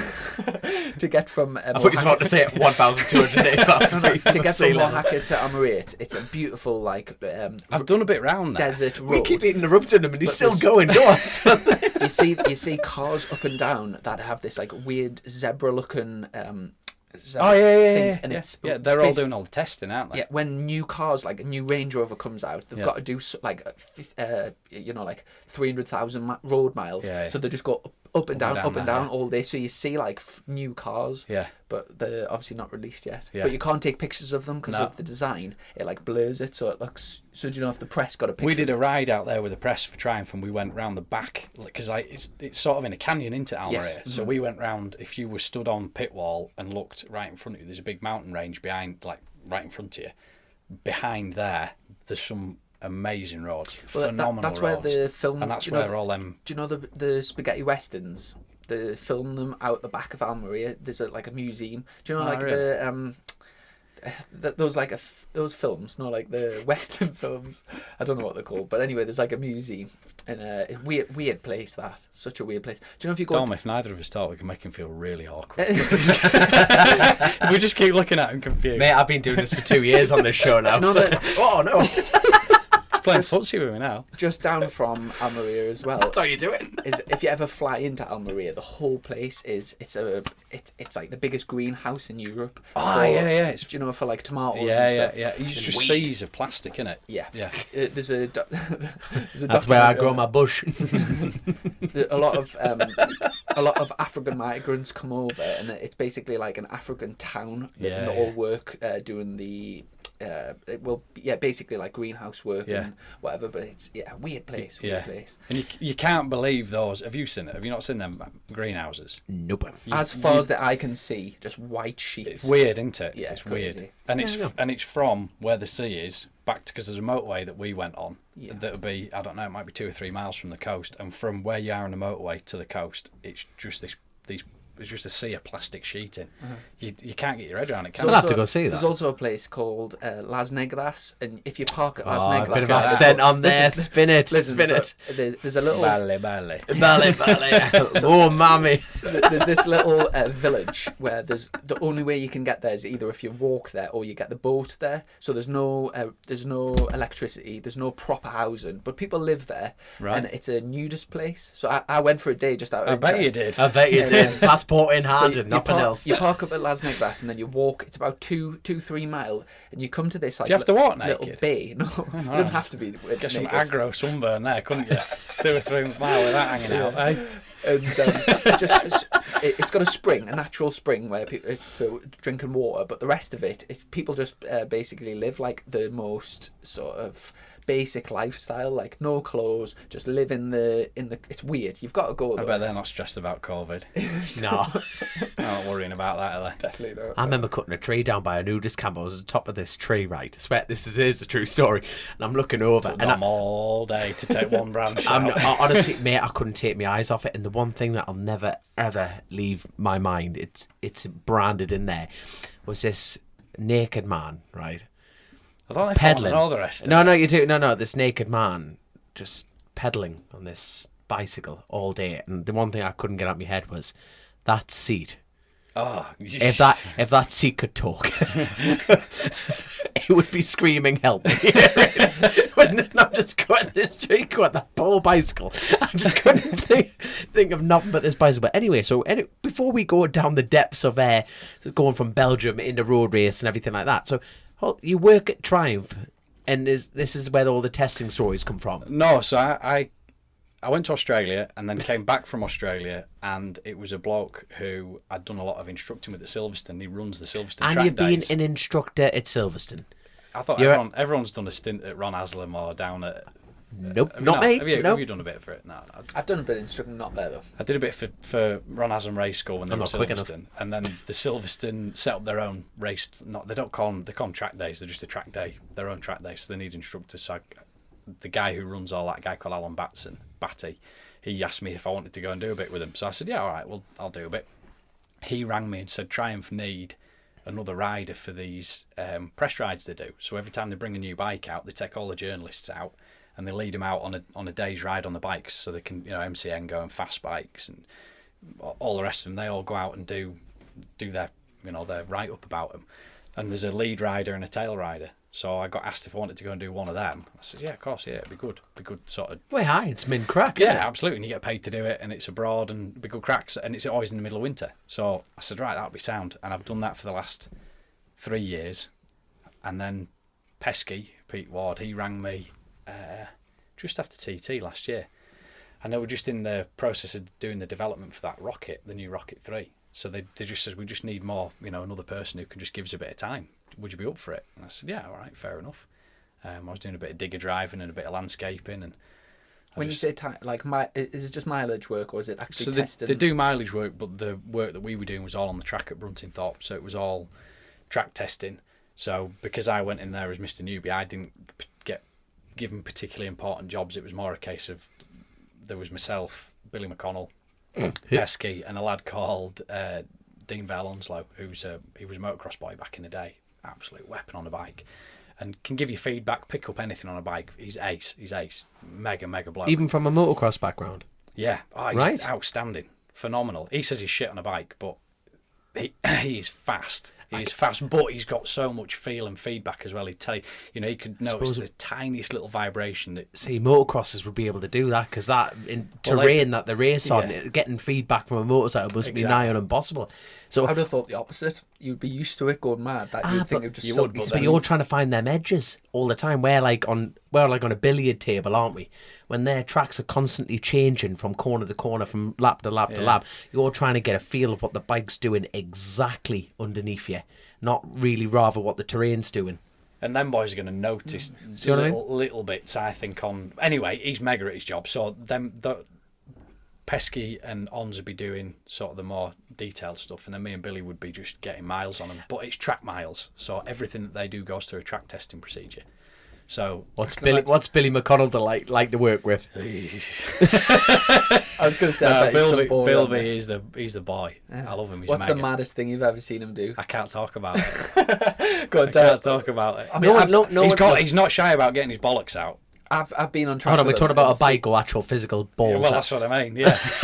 I've been on track with him, and he just hangs it out all the time. The lad's bike control, I have never seen anybody with more just natural ability and feel for a bike. I've never come across anything. As a stunt rider, like you say, he would. Is he be a stunt rider? Could he be a stunt? He could be a stunt. If he wanted to be a stunt rider, but he isn't. Could be. No, he isn't. No. Yeah, there's a future my for you, Billy. first introduction to him was at Almeria when we launched the Speed Triple that's out now, and he was running in some bikes. So there was him and Pesky, and then their Spanish guy. They were all doing the running in. And I was stood on pit wall, and I was looking the other way, and I've heard this tyre lock up, this screech, and it's Bill coming. He's come down the start finish straight, and at Almeria it drops away, doesn't it? So he's come through where like the start numbers are painted on the tarmac with the thing locked up broadside, and he's gone full lock left, drifted it full lock right, and then just spun it round the end of pit lane, and then just come up pit lane the wrong way on one wheel. How do you do it? If I'd have done that, I'd have just high-sided myself. Probably put myself through the bridge. I don't know. You see it all the time. I'd love to be able to do stuff like that. Just fully boom, boom, lock it up. But he just does it and then just gets off. And But yeah, It's cool as that. yeah. He's a weapon. But he's a nice bloke as well. He'd do out to do. If he could help you, he'd do out. He could to help you. Yeah, he's a sound as that. What's interesting though is that style of riding. He doesn't put that format on the track in a race. He does it on the celebration laps and stuff like that. It looks mint. But when you watch him ride, he's smooth as out. He can pull the trigger and then you know he's pushing. But he's not shy getting the thing smoking either, is it? No, it's mint, man. There was something from Thruxton, was it last year or the year before? And he just comes into shot sideways with blue smoke billowing off the back tyre. And you just It's often his downfall. So tracks like Silverstone National and Thruxton. Yeah. To be fair, he was mega at Thruxton last time we were there, but because of his riding style, it's spinning the tyres. And maybe that's when he gets to super bikes, maybe uses too much. I mean, tyre conservation is a little bit more important in super bikes where they've been longer races. But it's so entertaining to watch, especially when you're on track with them. And I'd had a chat with Dean Harrison, and I said to Dean, had you got stuck in a bit of a battle with Billy? Because Billy stepped up. Who did he take? Did he take Josh Elliott's place last year? Yeah. So he stepped up to Superbike, didn't he? And I remember watching that at Cadwell and seeing that Dean, and because Dean came like fairly strong in Superbike, didn't he? He did, really strong. And I'd seen Billy was sort of, they were like 13th or 14th or something. And I said to Dean, what's it like following Bill? And he's like, fucking hell, it's just everywhere. He's just got it sideways. There's just smoke coming off, bits of rubber hitting you in the face. He said, just amazing to ride behind, you know. Yeah. But he's safe as well, isn't he? Very safe. To be fair. You see, that's the thing. I could do a full race distance, inches away from him, and I would have. He's never once done a dirty move on us. Nah. He's never done anything that I would deem as dangerous. There's a lot of respect. And that's. I think. Go on, sorry. Sorry, I want your honest opinion. What would he be like on the roads? It's not like a downfall to the lad's character. Far from it. He's safe. He's fast. We did talk about it. I'm surprised. Davo told me it'd be dead. Really? Davo told me it'd be I'm dead. surprised he's never done the TT. Maybe Davo's just saying that because he wants to keep the thing as being like top odds. He wouldn't want to get smoked by the Bilby. Go on. No, in your opinion, as a road racer, what do you think? I don't think it's the place for Bill to go myself. That's not a pot of Bill. That's not a pot of Bill. Bill's riding style is that he's he's a phenomenal stock rider, isn't he? Because he can just get stuck in with him. I just think he's He's a hell of a unbelievable pilot. But I just don't think that. You had a chat with him about it? Yeah, well, like I say, we were having a crack about it one day, and that was when he said, Davo said you'd just be dead instantly. I think he agreed. I think he said, I don't think I'd last very long, which is... He's done some things that have, like, I remember a couple of years ago he was riding the Suzuki at Thruxton, and I was going into the round, I was thinking, this track's probably not going to suit Billy, and the bike is like much lower on horsepower than all the other top bikes. So I was thinking, like, if there's any track that I think he's going to struggle on, this is the thing. And he smashed the lap record in qualifying and put it on pole. And I was like, oh, like how wrong was I? Yeah. Do you know, like, the other thing with Bill is he's so focused on his training. He's up at 5 every morning. He'll go to the boxing gym and he'll spend an hour in there, and then he'll go home and he tries to sort of eat. He likes to drink, but he tries to eat properly as well where he can, where he can. But he's so focused on his training, and when he gets into it, I mean, he had a burst appendix. Yeah, was that last? Yeah, it was last year, wasn't it? Mm-hmm. Fucking missed half the season because of that. And he's got this horrendous scar down the middle of his stomach, and they had to put a drain in through where his belly button was, and he just got his head back down and got training. Just right, I'm gonna get fit and I'm gonna make sure I can get back on it, and fair play to him. Absolutely. Fair play to him. Before your injuries, before we'll talk about later on, but what's your attitude toward training? Yes or no? See, I'm not. I just work. Soon have a beer and a cup of tea, to be honest. Fair enough. Not too much training. No, I had a mate of mine's a personal trainer, so I did quite a bit in 15 and 16 when I knew that I was going to do the roads, because I thought, I've had a bit of a gap here from, if you're doing BSB, you're out on the bike all the time, aren't you? I think you just bike fit, you shout. I think the training thing's maybe a bit of a psychological thing as well. Sure. But I'd had a bit of time away from it, so I thought I'm probably as well, if I'm going to go and do the Isle of Man, I need to make sure that I'm focused on stuff as well. So I see what you're saying. If I'd one less thing to think about is your fitness, you're better on the bike, aren't you? If you're not blowing out your ass after 2 laps, then it's one less thing that you have to worry about. So I did put a lot of time into it, and in 16 and 17, I think I was, real fit. And then I had me crash at TT in 17, and just, I don't know, 18 took me most of 18 to sort of get back to a bit of just feeling bit of bounce again. Yeah, a bit of normality and dealing with stuff normal. So before we delve into that properly, so you've gone to Belgium. To Belgium, yeah. Belgium, then the pre-TT Southern 100. Did the Southern, yeah. On the same bike, that two-stroke banger? I did it on the T500, and they got a T20, which is a 250 version of it. Right, so back on the two-stroke routes. Yeah, and then which I just enjoyed the 2 strokes. Good crack. So you've gone from Belgium to really the Southern 100, where there's only 2 walls, one on the left, one on the right. Now, that would have been an eye-opener. Yeah. I'm trying to think what my first thoughts on that first lap was, Jesus wept. It is class. This is mental. But I enjoyed it as well. And I was riding with a load of old boys who were, these old classic boys. Some of them, they take their helmet off and you just think, you are too old to be, you should know better. They're so fast. Just because it's a classic bike, the thing is, if you got on a classic bike, you'd be the exact same. No, you would. You push the bike, any bike you get on, and you push it. And that becomes fast. Do you not think us modern lads riding classic bikes takes a bit of adjusting to? Because you don't really ride them like you ride a modern bike. You don't. Or my personal feeling was, you don't hang off them like you hang off a modern bike. If you start doing that, they don't generally behave all that well. Whereas you look at the quick classic lads, like Oversby's a quick lad, isn't he? Jamie Coward, he's not a massive hanger-offer on that Craven, is he? Oh, nah, but then you put him on a modern bike and he's absolutely howling, isn't he? It's the whole ride. There is like a different way of riding him, completely different way of riding. It's that mindset round. Yeah. So that was kind of your introduction to the road side. When I'd already decided that I wanted to do the Manx. Right. So I'd said, well, if I'm going to do the Manx, I haven't done anything for that long. It's not like I can just say, can I go to the TT? I'm a nobody. So they're not going to give me an entry at the TT. So I spoke to a few people. I said, what do you reckon? And they said, best thing to do, go and do the Manx. Then it shows that you're serious. Yeah, that you want to do it. And also, you prove to yourself, if you have had a bit of time out. So I said, all right, fair enough. So I bought myself a 675, one of those XT3 bikes, because they're tall, aren't they? So I thought, it'd be comfortable for me being a tall lad as well. Yeah. Plenty of grunt out the corners, drive them up. That was 15. 15. That was 15. Was it a super sport bike or a stock? No, just a stock. So they only go up to 750s, but really the only bike that can do that are the Gixxers. Yeah. So people run 600s is like their top class. But really. they do a junior, which is just 600s, and then they do a senior where you can run a 750. 750. At the Manx. Yeah. So I said I'll do the junior and the senior and it was one step away from a road bike. It just didn't have a headlight. It was so bog standard. It was untrue, and I did 113 mile an hour average on it. Fair play of mind. First time at the TT? At the Manx. Manx. But Yeah, I never got a timesheet. I wasn't bothered. I didn't care. I thought, I'm just here to have a rip round. So your first lap was a 113? No, my first lap was like a 105 or 106. Mine was 74.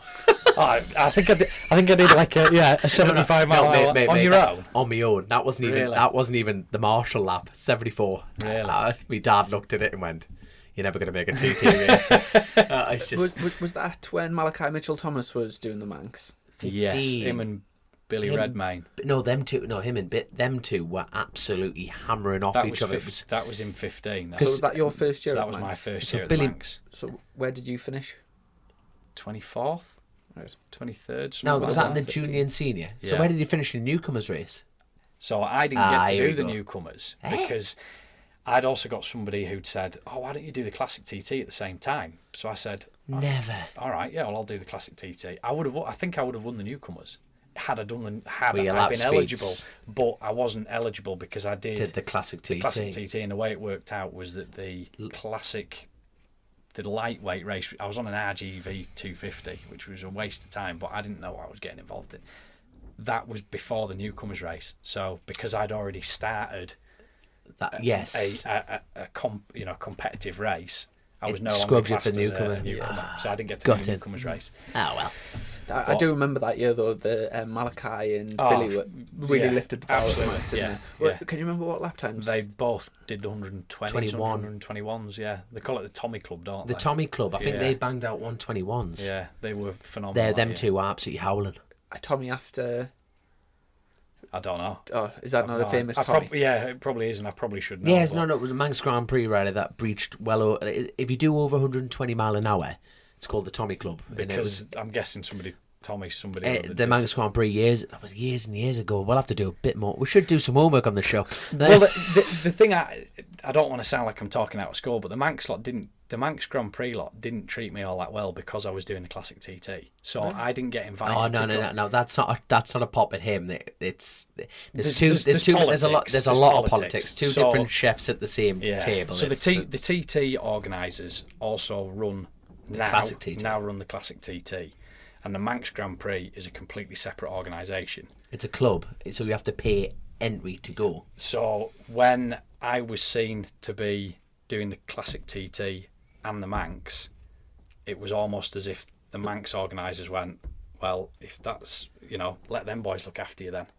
Because I never That's got a damn contact. shame. Well, I never got contacted to say, "Do you want to come and do your newcomers laps?" Because they take everybody over, got and they like a all get a newcomers photographer schooling. together, the photograph to get all newcomers get. Was it a case of pictures kind of together. crossing You know swords the a ones I little mean. I actually got asked to take that course, right? Everyone on my bus won their races. I've never been invited back. I was on the front of this bus. I took them all out in the pace. The next morning it was like that, right? Balagary, hold it flat stick. Just hold it, hold it to the line going through. And Jim Hunt is driving this bus going, don't tell him that. It should be down again, driving it down like that. Straight in, look for the curb, hold it nailed, youngin, hold it nailed, right? Every single person on my bus won. I'm telling you, every single one of them. Well, that's how you do it, son. Hold it nailed, son. And after your first year, did you go back to the Manx or did you get an entry? No, I did go back, yeah, and I just did the Manx. I got offered Alistair Seeley's Northwest 200 winning bike. So a guy called Steve Wheatman, who's a bike collector, he's the one that owns Michael Dunlop's XR69. He owns a load of classic Schwantz bikes and Sheen bikes. He basically collects them and collected a few Tyco bikes. So they had Seeley's bike. So through someone I was involved with, they'd got in touch with Steve.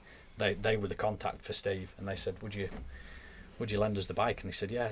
So I went down there. he was in Australia. This is where the Australia tie comes into it. This bloke was in Australia. He said, right, I've sorted out with Steve, go pick the bike up. So I've driven down to Steve's in my van, my Sprinter that's rotten. It's done 360,000 miles and you can put your fist through every panel on it. It's rooted.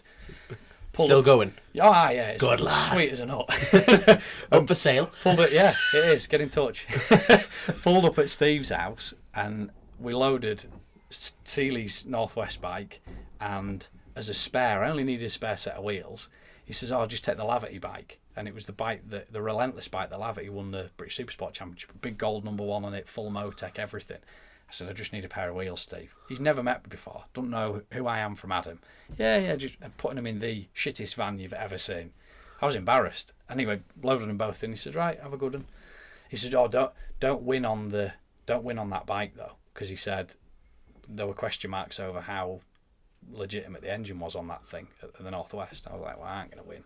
I couldn't win a raffle. Like I'm not worried about not winning. I saw that pit board go and roll the throttle. There. So that was the run. That was the start of 16. I never rode the bike, never practiced on it, nothing. Went to the Manx, set off down the road on it. I had 2/3. I finished third in the junior, and I had no idea. I remember coming up the slip road. I didn't want to pit board or anything. I'm over the moon. You're telling me this story because I told Chrissy, yeah, he's got the podium there. Got the podium, and you're like, finished 23rd. You know? I'm looking at Chrissy going, first time. There's me going like that, going, I'm so sorry, Chrissy. I'm so sorry. So yes, thank God you're on the podium. Yeah. Carry on. So, and I had no idea. So I'd come up the slip road, and the lady steps out to point you into the holding area. And she's like, oh, you're going to the dyno. And I went, no, that way. And she's going, no, in there. Anyway, so that was mega. They seal the engine then, don't they? Yes. Because the seniors 3 or 4 days later. Yes. And I'm like, oh, this is late. Fuck. We've just proper opened ourselves up to this. He said, it'll be fine. Got third in the senior. That was it. We had to strip the bike down. Completely legitimate. So... yeah, thank God fine. for that. Absolutely. But how much did that cost you? I know it doesn't. I'm not talking. That's our fair play. How much is the right hand you put it in? No, but the good thing about the Manx and the TT, it is 100% strip every bike. Oh, yeah, you know what I mean? Yeah, the classic TT, they don't strip bikes. You've got to appeal the contest for classics, but TT and the Manx, it is 1, 2, and 3 strip. They don't do that, the classic then? No. I didn't know you have to appeal that. And that's only been the last couple of years. Right. I know. So drama. So good, a real good Manx, and then were you not doing any other no British racing or? You can chill out now. Were you doing any club racing or anything to keep yourself sharp? I'm trying to think what else I did. Jet skiing. Jet skiing. No, jet skiing was long gone. I don't think I was really. I must have done something for the run up to it to get me licenses. To get me signatures. Sorry, I'd done a few concussions by the sounds of it. The Island Classic. That was the first year I did the Island Classic in Australia. Mm-hmm. I bet that is good. I'd love to do that. I would love to do that. Yeah, I just rode a 400, but in Australia, their 400 class is still quite a strong. Their racing over there is nothing like as strong as what it is over here. So the classes are slightly different. So I don't really remember seeing that. I don't think I ever saw a 250 Grand Prix bike. 125s isn't really a thing. They're pretty big into the 300s, I believe. So the 400 class is still quite a popular class over there. So I went over and did that and won and got a lap record. It was mint. Just a real good. We were only there 4 or 5 days. Just mega. Then the locals chased you off for getting a lap record. Yeah. Get on the boat. It was mega. It was bloody spot on. pom. Just a real good event. You know, we were in the garage with who was doing it that year in the big bikes. McGuinness, Hickey, Connor, McWilliams, and Glenn Richards. Mm-hmm. So they were the five. They were the five sort of. They were the ones in the Island Challenge. It was just cool being around them. You learn a little bit, don't you, from them boys. Of course you do. They've done it. Oh, Hillier was there as well. I like James. He's spot on. He's doing the Dakar race, or is that being in Gone? Yeah. Mm-hmm. No, it's next year he's doing it, isn't he? Yeah, is it next year? Oh, so he's out training at the moment. Yeah, he's training. Yeah, he's out in Dubai, I think. Is that what Billy Bolton and that doing? They've actually organised a training trip. Or is it a different event altogether? Well, they have to do a hell of a lot of training because it's, a massive challenge. Of course it is. I think he's been over recently. There's actually a little shout out. There's actually a podcast where he's talking about it called Douglas to Dakar. in Dakar. Sorry, Douglas did Dakar. This is Hillier on the podcast. Yes, on it's the OMG podcast. All right. Oh, by the way, we're number one podcast. Oh yeah. Oh shit, we're still we're recording. We're number one, mate. Even Number. people like me that nobody knows. That's it. Did get a podium once. Yeah. I did get a podium. At the Right at the max, yeah. Good lad. Thank God.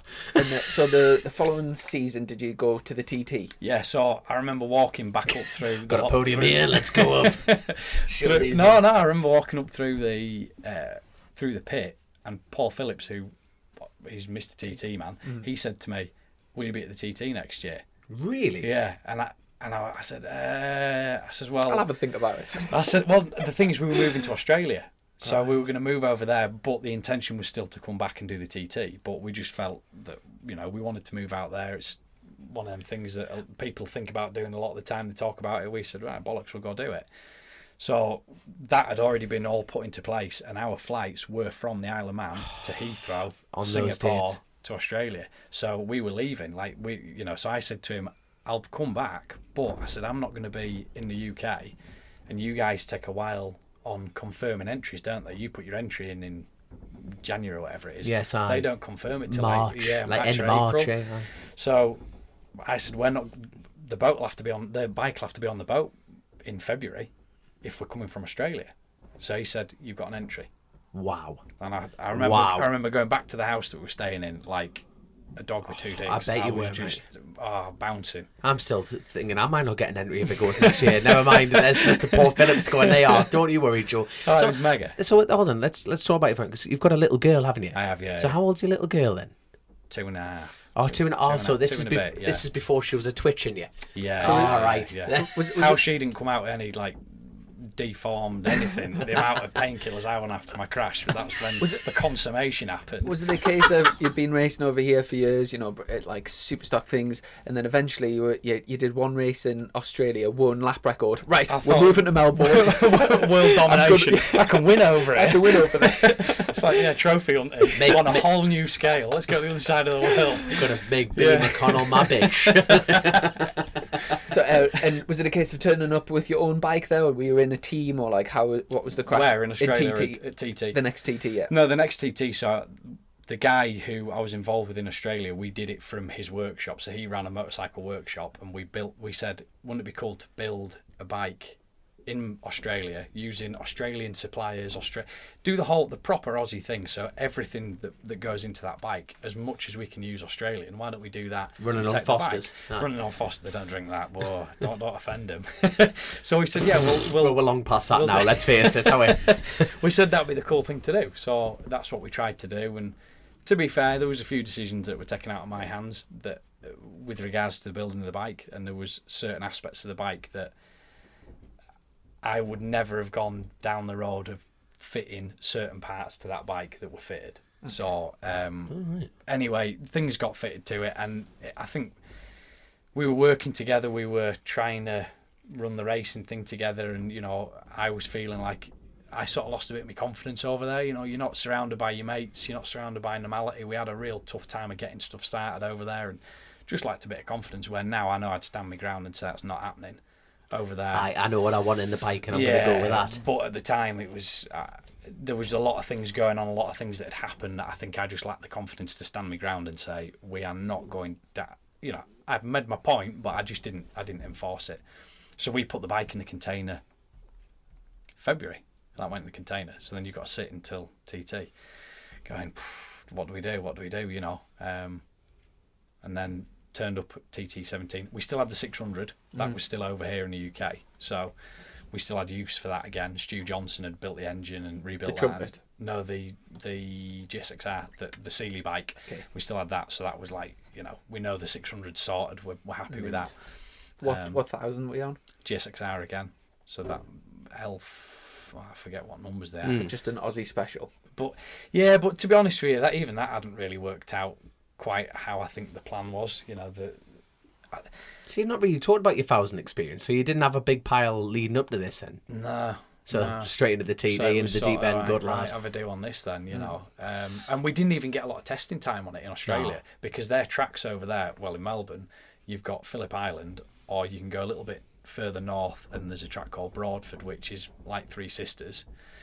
and then there's another one called Winton, which is thousands of miles apart. Or no, something. that's a bit like Three Sisters as well. They're like, I mean, they run V8 supercars around them, but Pretty Mickey Mouse, really. yeah, compared to the naturally European little third gear, second gear, third gear, first gear. That's a bit of a shock, actually. Nothing that you'd use for the TT. And as it fell, by the time the bike was built, there was no Phillip Island track days. So Phillip Island probably wouldn't have been a bad one to go and get sort of get set the up for flow. stability. You know, fast corners and big changes of direction at fast speeds would have been a good place, but it didn't happen. We didn't have that option. So In your the head deep sort end, of off you gone go. bang before you even get there. Turned up at TT, did one lap on the most unstable thing I've ever ridden. It was over Crosby. The thing was tank slapping going up to Crosby. That's normal, isn't it? Shouldn't be tank slapping on the way up to it, should it? Through DJs. Oh, no, wait. and then Oh, up, yeah, right? yeah. And then you should just be sat there nice and stable. This thing was... I need to readjust my bike. They get crossed up over it, don't they? But Yeah, this thing it's- was absolutely tying itself in knots. And Yeah, I no. came in and I just said, I'm not riding it. more Didn't than want to anything, I'm bollocksed. I'm blown out of my ass. I couldn't hang on to it because around there you need something that you're not fighting with. It's fast enough that you just need to be putting input in, don't you? Yeah. And the That worst was thing is just- you'd be getting on your 600 that you knew, which is an old slipper, and it would have felt like a sofa. It was And mega. bah. I think I did 123 during practice on my 600 on the 600. You know, That's the chemical reaction, isn't it? Yeah. You get off a missile and you get on a 600 and you're like, well, you just get to corners like Gorsley, don't you? And you just think, oh, this is a dream on this. And just tip in. Whereas Oh, on the it's big mint. bike, so it was one that I actually said I'm not riding that. That's the thou. Anyway, but it was suspension issues is what it was. So we went to Olins and I said, I need to buy a proper shock for this bike. So that was where I was overruled. And they said we can get you on, but because it was bank holiday, we can't get you on till Tuesday. So he said, that's give the us first your superbike shock. race. Yeah, it be? yeah, Yeah, it so was. It was. Monday so he would have said, if you give me your shock, I'll set it up. So this was the Friday of practice. He said, I'll set it up on our dyno so you've got a similar curve to what our shocks come out at. So hold on, this is the Friday before the first race on the Saturday. Is this correct? Yeah. So No, because qualifying was on the Saturday. so you got qualifying week. So the worst thing is you can get in his situation on a motorcycle and you've got to be ready to race before the final qualifying. You know, mentally, you've got to think the bike's there. And we hadn't done 4 lap. We hadn't done a 4 lap, a 2 lap fuel and a 2 lap. We hadn't even done that because I kept saying the fuel tank isn't blown. We need to blow the fuel tank. 24 litres. And that got ignored. And I said, what are we going to do? So what? You were Mate, going around it on a was- seven. No. You're going around the 17-litre tank. Yeah. But that was never going to work. No. Ever. And that was discussed in Australia and nothing got done about it. That was just simply not. You can barely get wrapped. The mad thing is, anything below like 125s, 124s, you use more fuel at a lower speed. Yeah. So you'll be getting to 'Cause the you're Craig constantly off and on, off and on. The faster you up go, and the down smoother. box and That's it, and it's So surreal. it's a that. case to sort of fail to prepare. And it Yeah, was a bit massively, and it just fell on its ass. And the sad thing is that the people that we were involved with, when we got to Australia, without them, we'd have been coming home straight away. They did think they were so good to us that I think that was part of where I lacked the confidence to put my foot down. Yes. But it was on a different thing, and I should have done. I should have had the bollocks to say, I love your debates, but yeah, this and needs to thank you change. so much for everything you've done. But we're talking about my life and bikes here, and that is not happening. And I didn't do that. Yeah. So I've learnt a lesson. But I'd gone all a practice week with this bike, just Wanting just to kill going you. backwards, just not getting any better. Me getting more and more frustrated with the situation. We ordered the shock, but he'd said if you go out on the Saturday morning and do your qualifying laps, and we can park the bike, we'll miss a race, but we've done the qualifying then, so we don't even have to start appealing things. And I agreed with it. I said, yeah, fair enough, I'll go out and I'll wobble around, do me 4 laps of qualifying. And this is after them fiddling with your shock. Yeah. And then it all went wrong. What did I do now? I did 2 laps, came in. In fact, no, I did 1 lap, came in, did another lap, came in, fueled up, and I says, right, I'll do 2 laps now. We'll see if it'll do 2 laps on a standard tank. And I went through did a lap, came through the grandstand, and thought, well, I only have to do this one lap, and then I can get off this heap of death. I just can walk away from it until this new shock turns up. And I got to the end of Glentrammon. So all that real bumpy bit, past the council store, the salt store dome, that little left kink there, sat down on its ass, and that was it. I had to jump off. So I've managed to get the bike upright and managed to get the brakes on and then wash the front. That's 6 gear.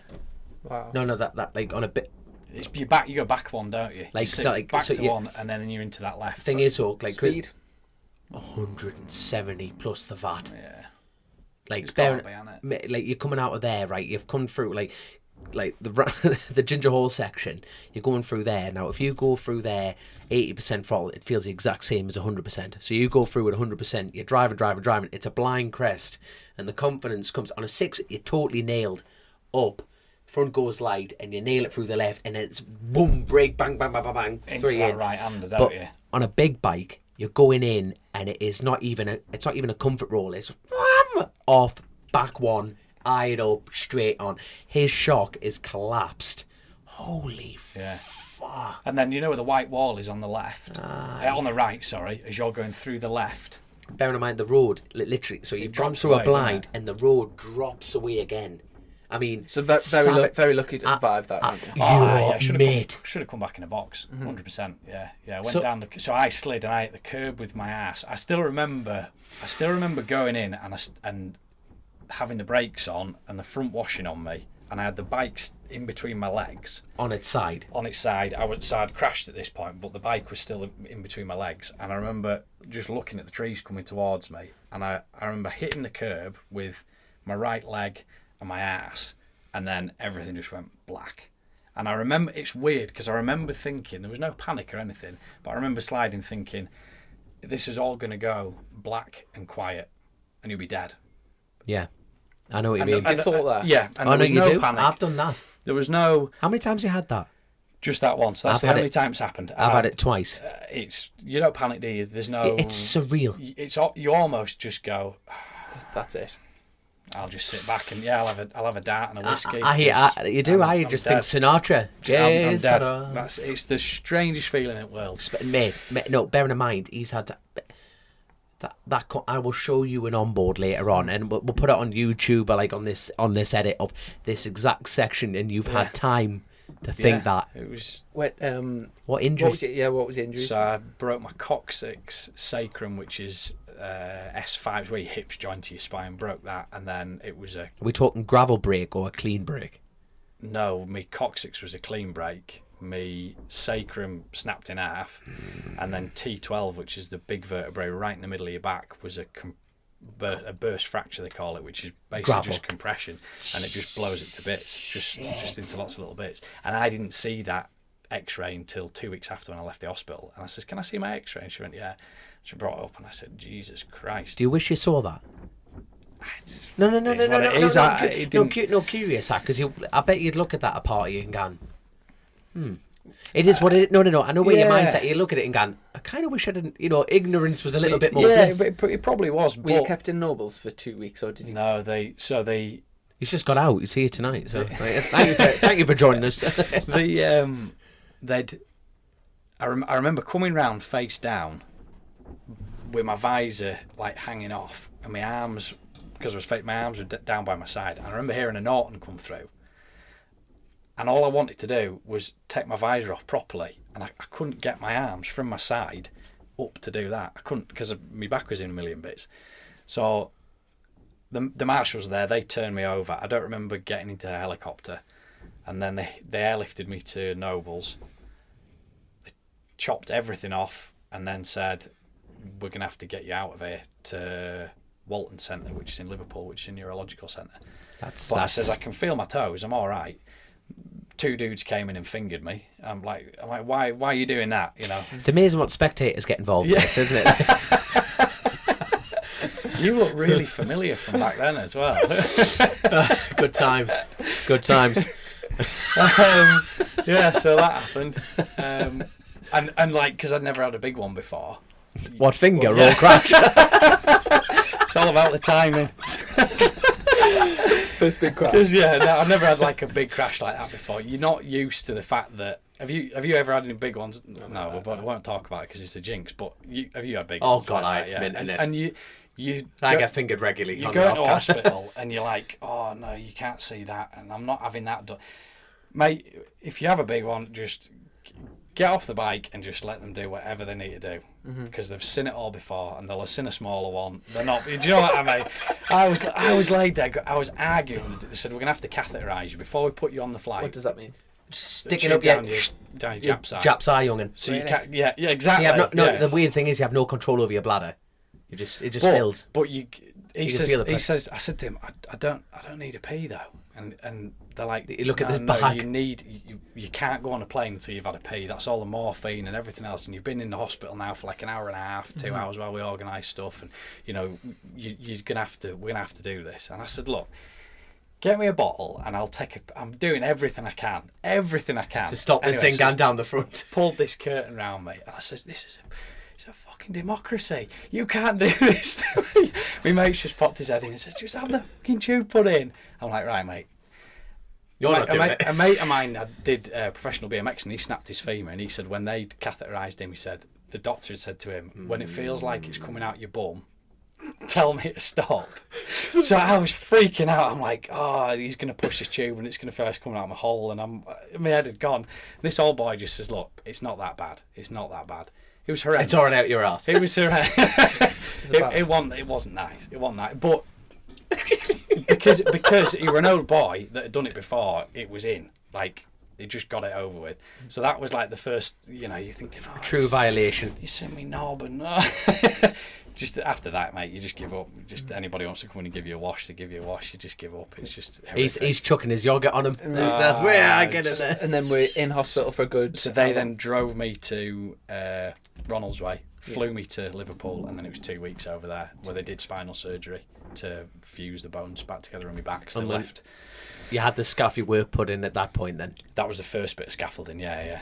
But that's where I was glad to see me x-rays, because I'd dislocate my shoulder, I'd bang my head, I got a big hole in my knee, all my right side was just black. So starting to try and tell your head that you can walk again is a hard thing to get your head around that, because everything feels like you shouldn't be putting any weight through your body. But I remember one of the nurses coming in and saying, we could pick you up by the metalwork that's in your back. Don't be letting that affect your recovery. Don't be thinking, oh, I can't walk, I can't walk. I'm fragile. Yeah, he says Total it's opposite. all welded together. That is so solid. He says we could, if we wanted to, we put hooks in there and pick you up by it. So I was like, oh, fair enough. So, that. And was you young and conceived after all of this? Yeah.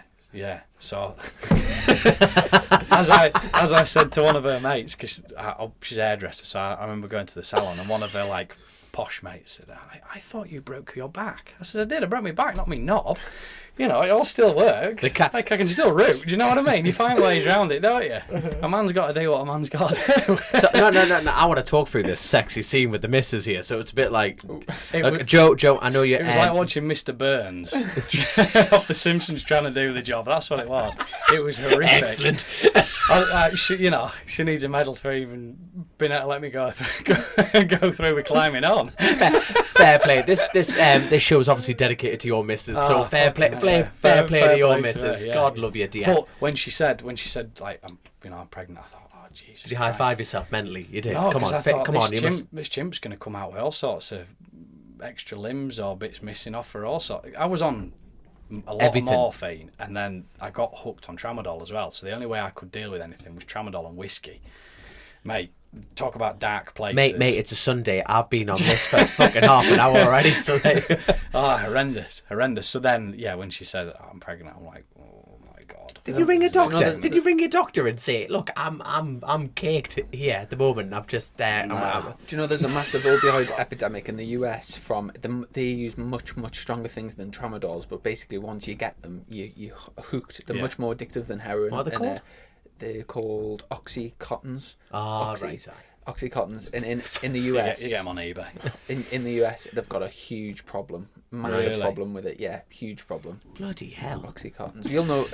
Did it take you a while to get off the tramadol? Oh, horrendous. You're climbing the walls. It's awful. And you just have to make a decision to go, I'm not doing this. We got a dog, and that for me was because when Scapegoat. we were supposed to be living in Australia, so we were like loads and loads of dollars into thousands of dollars into doing our residency at the time that I had my crash, and all our life was in Australia. So I actually totally blanked out the fact that you were living in Australia. So I'm laid in a hospital bed in Liverpool, saying to my missus, I can get on the flight in 2 weeks. You know, when we're due to go back, I'll be able to get on the flight. I'll be fine. And they're saying you can't fly for 4 months. So she had to make the decision. She went home. She went back to Australia on her own, sold everything, all our belongings, the whole job lot, and got back within a week and a half. And in the meantime, I was sleeping on a mate's sofa when we busted back.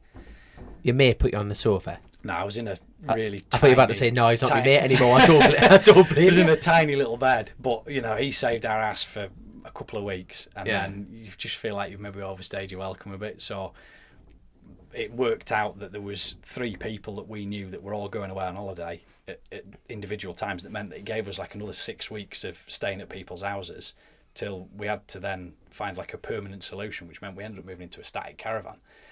It was just like, Jesus. You've got a right life story, haven't you? It was aggro. It was aggro. But I was at I remember being at my mum's. She was away, and I'd been at my mum's, and Zoe went to work, and she came home from work, and I still hadn't got out of bed. And she says, you know, this is not healthy. I said, well, what do you want me to do? I can't even bend down to get a bowl out of it. You know, I can't pick a plate up from a cupboard or anything. God, he must have been like in a dark place. Just horrific. Just horrendous. And like, my mates would be ringing saying, you know, obviously I haven't seen you for a year. I'll come around and see you now. It'd be good to catch up with you. Right, no. You don't even want to see your mates. It's weird. You know, your best mates that you've grown up with, you don't want them you don't want to see anybody. So then she's like, well, if we get a dog? I'm like, oh, I don't want a dog. I don't want a dog. Anyway, we got a dog.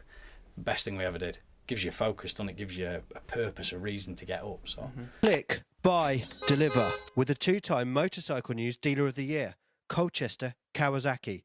Proud sponsors of Chersin the Racing. So we've just had a little tea break, a few biscuits and a cup of coffee. Quick piss stop, obviously. I know, is that all the stories talking about the old getting the what's it called? Catheter. Catheter.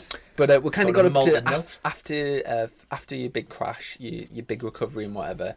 How long was it until you got back onto the 2 wheels? probably about. Sorry, I've just got a biscuit jamming me through. So, sorry. At that point, did you want to get back on a motorcycle? Yeah, I did. Yeah, there was because no... that's incredible. Because it snetted, and you were talking about when you crashed and the bike got damaged, not you. Yeah, and it was very much a very decisive. I'm done. I'm over done. It. I've had a moment, and you think with a 5-year gap.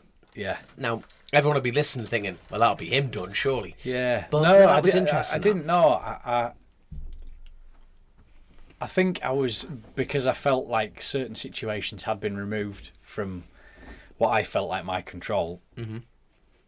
I did not want it to end like that, and I didn't think that wasn't my choice. You know, things hadn't gone the way that I'd planned it, mm-hmm. and how in my head I would have done that run up to that event. So unfinished business. Yeah, exactly. For me, I felt like I needed to go back and, you know. But being honest, so like, was any nerves part of that? Like, of course it would be. That's a stupid thing. But it was a case of lying in hospital, like 2 weeks in. You've just had the surgery. You've seen your back. You've seen all the damage. You're at home. You've conceived a beautiful little girl with a missus. You've got a dog, and you think, nah. Like, there is no doubt in my. Was there any doubt in your mind at all about getting back on the bike? No, 100%. No, it was, just a case of when. And it's good lad. It's strange, isn't it? After that gap, that if there could be, maybe the gap is the reason there wasn't a hesitation. You know, from if I hadn't had that time away from it, maybe that would have been the time to go. You know, the straw that brought the camel's now. I don't want to do this anymore. But I think maybe in hindsight, talking about it now, maybe the fact I've had that gap. Subconsciously, I know that I can't. I really struggle without it. What the hell am I supposed to do? You know, and time will be a thing, won't it? You get older and your body hurts more and you get slower, and so that'll be a contributing factor to why everybody packs in, isn't it? But for me, no, that wasn't. Just when it came back to riding, was your injuries an issue? Were any of your injuries an issue? No, not really, because the first time I rode was the Triumph press launches I got asked to do, and my first ride back out. So hold on, this was the job. So we're trying to put the timeline together. So I kind of jumped the gun with the Triumph job. So when did the Triumph job come into play then? So I first got asked to do the press riding with Triumph in November of 2017. Right. So that was after the crash at TT in 17. So like you say, Chris, sorry, interrupting Chris's question prior. So what was the time gap between damage, dog, the lot? Like, when did he get back on a motorcycle? From smashing myself to getting back on a bike, Yes. it'd be 5 months. Wow. That's impressive. No, but it'd probably be less than that, wouldn't it? Very impressive considering what a massive crash it was. Yeah, it was 4 months. It was 4 months. Wow.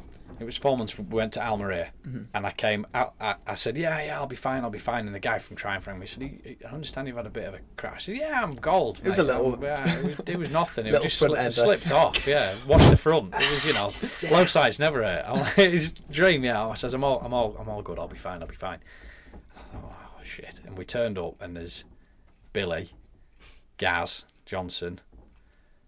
Who else was there? So Gary would have been aware of you crashing. Yeah. Pesky was doing it.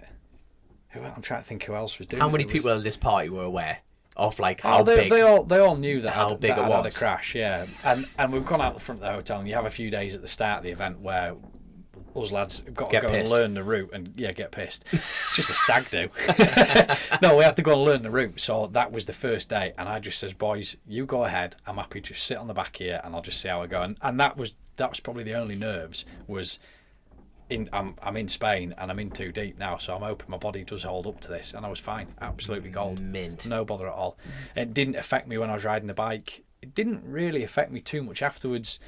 I struggled with things, but not to the extent that you just must have been find ways around it, overcompensating your body. Like, I'll grip harder to take the pain out my back. Or something. Do you know what? Like Billy actually, he followed me for a few laps, and then he did sort of a bit of a Yoda chat with me, and he just says, "Oh, you're doing this coming off the turn," and he I think he just relaxed me a little bit, Actually reminded you that you are a racer. and I can ride a bike, and I'm not made of glass, and Yeah. so that was good of Bill to sort of just give me. And the following summer comes around. Was it straight back into the TT? No, so I sat out 2018 because. Although I'd been and done those events, that's very different to go and doing the TT. And I knew that my physical fitness wasn't where it needed to be for me to go and do the TT. Yeah. And I think you're a prick if you line up on that grid and you are not 100% to be riding that bike. Mm-hmm. Fair enough, lads go with injuries. I'm not knocking that. But I knew that I couldn't do 4 laps holding onto that bike. Safely. Fair enough. I tell you what, it takes a bigger man to say that, mind. It's not like you were knocking it on the head. It was just like... No, it was... Do you know what? You're not... There's too much at risk, and it's not just round there. It's not just you. Mm-hmm. You either take out a row of spectators, don't you? Or there's so many variables of risks, isn't there? That you need to be 100% mental before. Yeah. Mental and mentally strong. There you are. Sorry, God, that was a deep dive into my subconscious. There, wasn't it? There you are. I am 100% mental and mentally capable of this situation. So was this? So you missed? Was it 2018? 18, yeah. Back in 2019. On what bikes? On ZX10 and on. Was that the People's? No, it looked like that was going to be this year. That should have been this year. So 19 was a ZX10 which we got from McAdoo. Yes. Through a sponsor, he purchased a bike because I couldn't afford to go and do that. And then we still had use of the trusty GSXR, the 600. We still had use of that. So it was, again, a good, we knew the bike. We know that we don't even have to think about the 600. And I did say to the guys, and I said to Zoe, my other half, I said, look, I am more than prepared that if I do a lap and I think, I don't want to do this, I'll park the bike, because if it's not there, it's not there. And I did a lap and I thought, this is the best thing in the world. I just want to keep going. So I think I did all right. What did I finish? We had a nightmare pit stop in the stock race. Now I had to miss the super bike and the first super sport race because my brother got married on the Monday and I had to fly. Inconsiderate. I had to fly home for his wedding. Is he still married? Yeah. Oh, I've damn told it. him A part of you wanted to go no. Yeah. You're like, God, I hope this match. You're sitting there with your missus going like that, going, I hope this fails. Is there anyone you know that you would miss a TT with for a wedding? Anyone I know that would miss one? No. Is there anyone that you'd miss one for? That you would miss one for to get married? I wouldn't miss a single one. There's not a rate. Like if anyone in my family was getting married or anything, I would. Mate, that's where I was at, and I said to my brother, "I'm not coming to your wedding. You do know that." And he's like, "My brother is the least emotional person in the world," and I says, I'm just not coming to you. I want to say funeral. It's good as, isn't it? I says, I'm not coming to your wedding. And he said, I remember his reaction was like, and he just sort of didn't say anything. And then it got talked about again. I said, I'm not going. I said, you know when the TT lands. I said, come on. It's totally his fault for planning it. And he said, well, I didn't know you were going to go back there, did I? Last time you were there, you ended up in a hedge back. I said, well... I'm your brother. Try talking to me, you prick. We could have had a conversation, is what I said. I think I was more diplomatic than that, Dom, to be fair. Who worded you into going then? Who do you think? The missus? No. Him? No, who's the one person that you'd have to listen to? Your mum? Yeah. Really? So my mum doesn't often get involved, but I got a phone call and that was it. Yeah, my mum. Joe, it's your mother? Oh, it's Joseph. It was Joseph. And I was like, oh, shit. We got the full Christian name. Was that the worst wedding you've ever been to with just on live time? Yeah, it was. And the bride making... Every photo I'm like that. Any objections? Damn it! No, it's one of them, isn't it? He was good to me when I was laid in hospital in a million pieces. He was good, and your family's still there, isn't it? When the racing's done, your family's still. You are doing well to say this through gritted teeth, aren't you? You are doing outstanding. I'm struggling with it, yeah. But it's done now, and it happened. We had to do it. So. And give a little shout out for, I know Chris Sale has worked with you for a while, and I've worked with Chris, and he stripped that bike and rebuilt it. Yeah, so we got the bike. Didn't really know anything about it, and Chris is. The way that bloke works is phenomenal. He's just so methodical and unflappable. You can't get anything emotional out of him from a negative standpoint. I just think he's fantastic, and I just said, would you be prepared to build the engine for the TT? And he said, I'd love to. So yeah, he just prepped that bike. He built the engine and sent me away, and he said, I'm at the end of the phone, you ring me if you need me. And that's a huge confidence boost, isn't it? The fact that you can leave an engine gun, it's going to be right. Yeah, and that you just think it was mega. And I know that he watched every session on Lifetime, and he was he at the wedding? Just check it. No, he didn't go to the wedding. William Yorn. Send your selfies from the TT. And did that TT go pretty good? Yeah, it did. Yeah, finished 18th in the senior, so I was happy to get into to after the years that you've had running up. That's a hell of an achievement. Yeah. What's your fastest lap? It was 125 or just shy of 125. I'm not being funny, but I bet the fact that you got on the ZX10 with the sheer stability, just going up the cross just speed, lovely. And I bet you just the second you went off, you went, oh. And I don't think I ever got it dialed in bob on. It was shaking its head a few places where I could have done without it. Start and finish. To be fair, that's a ZX10. But the mid corner end, I'm a huge. I like the ZX10. It just never did anything that you sometimes ride bikes, don't you, where you go, oh, why has it done that? Why, predictable. This thing just everything about it was predictable. It was loads of feedback as well, so you knew when you were just getting a little bit too far with it, and it was mega. And I have to be a shout to James Hillier and Phil Biggs, his mechanic, because James had sort of seen the turmoil that we'd gone through in 17 with the complete lack of communication between myself and the other people involved, and I think he'd seen that frustration, and I'd said to James, "Were you being on a ZX10? Do you think you can help me?" And he said, "Yeah, just go and speak to Phil." And I remember saying to Phil, "You're paid by Bournemouth Kawasaki to be here to look after James. At any point, if you need to tell me to walk away or go away, you haven't got time." I said, "Tell me, I'm not going to be offended." And he said to me, "James and Dale have asked me to look after you, so that's what I'm going to do." And we'd have been knackered without him. Physically on the bike, he didn't do anything. I prepared all my own bikes, so I was the one that went through them. But from a technical standpoint, Chris is amazing, but he wasn't there. and I could go and speak to Phil and say, Phil, it's doing this and it's doing You that. need someone on the ground. Yeah, and he was able bring your shock to me, so get the shock out, and he'd have a look, and and as a rider, I didn't want to get too involved in the setup side of it, because then your head's gone, you're thinking about that rather than riding, aren't you? Sure. Which I think that goes for everything, whether it's short circuit or roads. I think You need to unplug your cell and just go and just go ride hard. the bike. Aye. Just ride the bike. So that was mega, and I think we'd have really struggled without that. So I think they're a mega team. Them both Kawasaki guys, they're human beings. Hey, you're doing And a good job bigging up for our sponsors here, that's Colchester Kawasaki.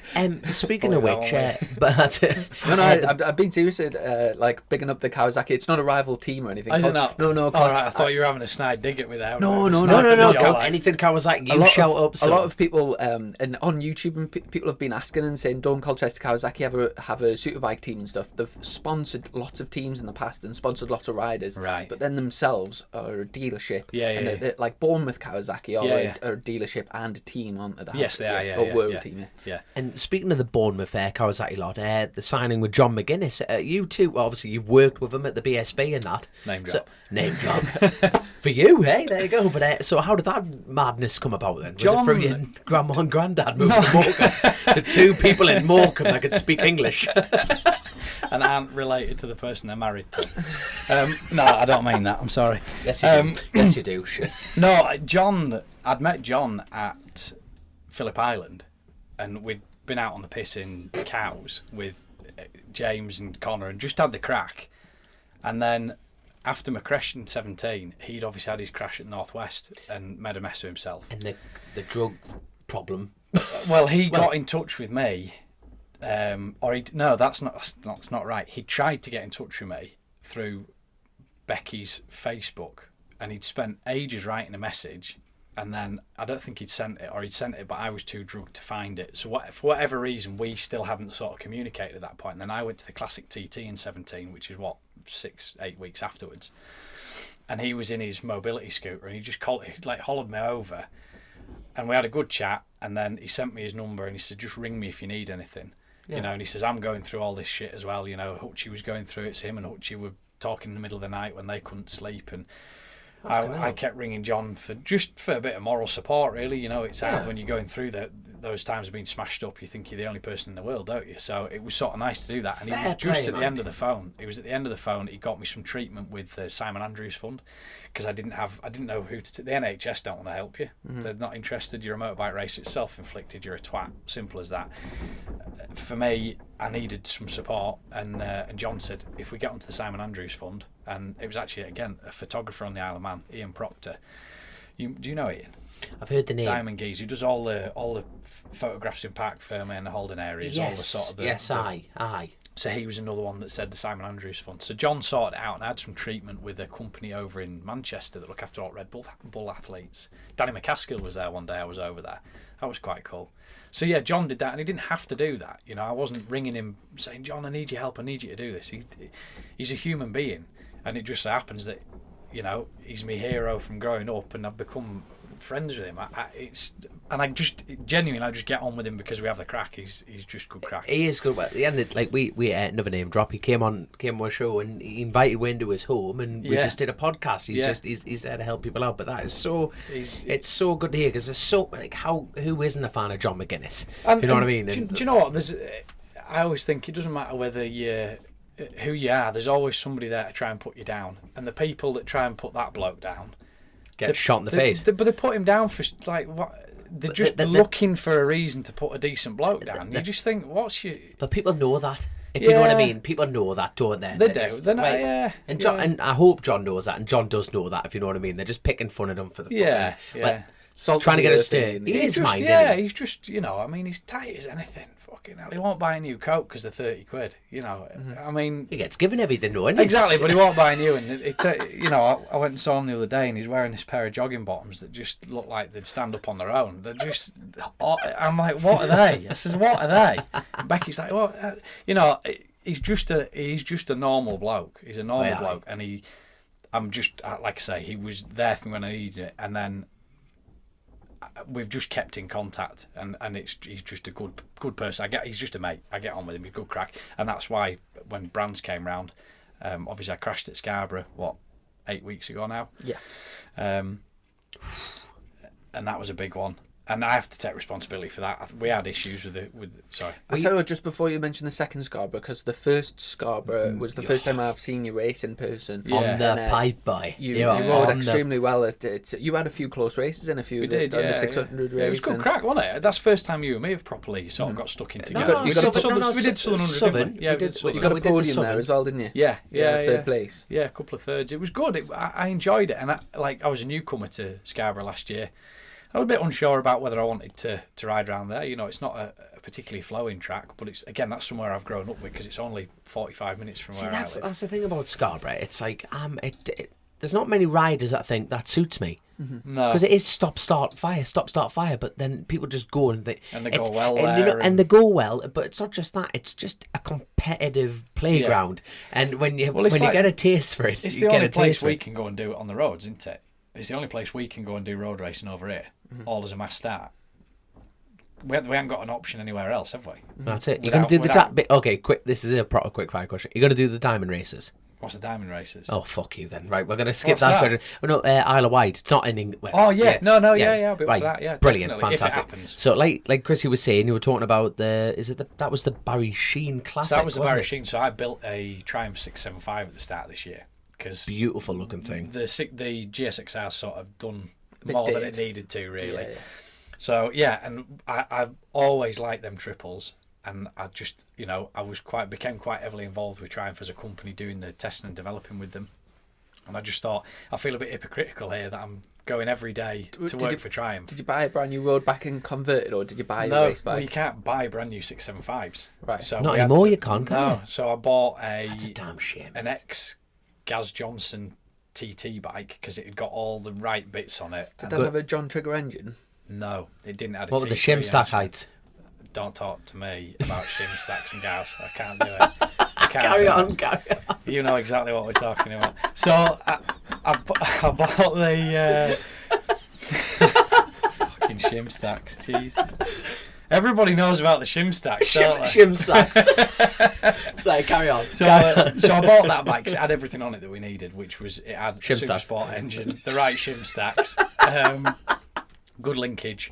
It had everything on it, and then got a brand new frame out of Triumph, so we knew the history of it. So we knew the frame. What have you had that bike on the dyno? I haven't, no. Do you know? But I've got about 136, 135. That is a tasty I think motor. that's good out of a super. It's. I think it's been tuned with reliability in mind. Yeah. But which is what you strong. At the end of the day, you're on a budget as a you probably could get maybe 140 out of it, but then it's you're starting to get to the edge a bit with exactly. it, aren't you? And for me, I didn't want to be chucking engines at it because again, you can't get engines. Yeah. They're like rocking our shit now. So. The 600 class is dying on its arse, isn't it? It's a damn shame. It's such a mint class. I mean, I bet that bike is suited to Scarborough as well, with it being low gears and torquey. You think so, but it's hard work off hairpins. Them Triumphs are hard work off the hairpins because of the torque. So you get nothing, and then the thing's coming with that much torque, it just wants to wheelie. So when you boys on the 4 cylinders come out and you drive, you keep driving. I come out and I'm just short shifting and stamping on the rear brake because I can't get it to drive forwards. And Mike Norbury, I like getting your excuses in early. I like it. I'm a racer, you've got to do, haven't you? I'm trying to think what else shim stacks were wrong. Should have rang Trevor there. What were you going to say about Strawberry? So yeah, Norbury. What do you think of his girlfriend? He likes her. Who? Egg Pip. Which one? Well, the new one. The new one. Mike's? Yes. Oh, yeah. Lovely. Well dodged. Carry on. What did you ask me?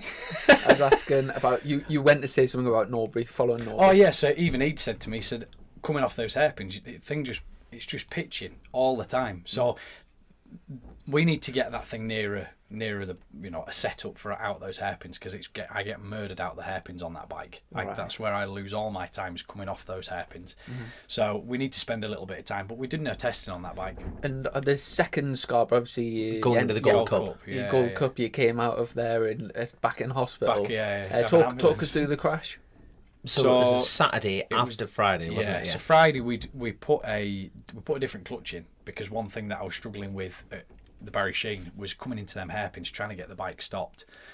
It was chattering and bouncing around everywhere. So I said, right, we need to go with a slipper clutch. So we went with a particular brand, and the Friday was horrendous. So we made some big changes, and I think it was better. Unfortunately, I didn't have Chris with me on the Friday. I had my good mate Ty Kinton. Teeth, tits, and tan. He's got good-looking bastard, he is like, honestly, he's got the best teeth ever. Like, you can't help but look at him. He's weapon on a pit bike as well. He is, absolute weapon on a pit bike. He dished it out to Hickman on an Ovalie at Teesside there. The boy can ride it. But I tell you what, though, he might as well have tits, because I just stare at his teeth. He's like, my eyes are up here, John. I do. Honest, his teeth are that helmet looks tanned. What's wrong with him? His teeth are no, mate, I've got, honestly, there's plenty wrong with me, to be fair, but I tell you what, look him up on social media. His teeth are like bing. Well, he came, he'd be laughing. He listens to this, so he'd be like, you dick. He's fairly good with the spanner, so he said, I'll come and give you a hand for the Friday, because he's a proper nice lad, and he's mega. To be fair to Ty, he's walking into a paddock to do a road race. Never done a road race, exactly, and on a bike that he's never touched before. So we did everything that we could, but I just needed Chris there for that download. We made all the changes, and I rang Chris and talked through things, and Ty was mega, because he said, you have your conversation with Chris and I'll just do whatever needs doing to the bike, which was mega. Ty's a guy you can trust, isn't it? And that's what you need. And I never even had to second guess what he'd done on the bike. Exactly. Because everything's right, and I know that everything was going to be right. That was why I'd said to Ty, can you come and do it? Because Chris can't make that Friday. But I just needed that side of having a crew chief where you just have that download and the backwards and forwards. And that 600 race was pretty, the pace was hot, wasn't it? It was savage. So you had It was Dean and Lee, and then you had and then there was Dom, Norbury. Me, you, Jim Hines and Norbury, wasn't there? And then Joey was off the back a little bit on the Saturday, I think, wasn't he? Yeah. And then on the Sunday, something had clicked again and he got up to speed. But yeah, the first race on the Saturday wasn't too bad. And I'd said to you, hadn't I? I said, I can gain on you going into them farm bends, into that last chicane. I says, I can make a lot of time. And that particular lap, when it went wrong, I don't know if I went back too many gears or got a false neutral or what, but right at the crest of the hill, the thing was tied up in knots, and it came right round on me at the top of the hill, spat me over the top, and I landed in the bottom of farm bends. It'd be about 8 foot difference, would you say? From the drop. It's a good drop. When you stand on the tarmac with your feet, you look at the bottom of that dip. You're putting 10 foot. I'm not even exaggerating. 10 foot. Now, general high side. How high does a bike sit off the ground? Would you say saddle? Have a guess. 3.5, 4 foot. Would you say where your arse is? Yeah, where your arse is. Yeah. So bear in mind, the bike is exaggerated enough that you got full hyperextension on your toes. So your arse is another foot off the seat, and then it's gone.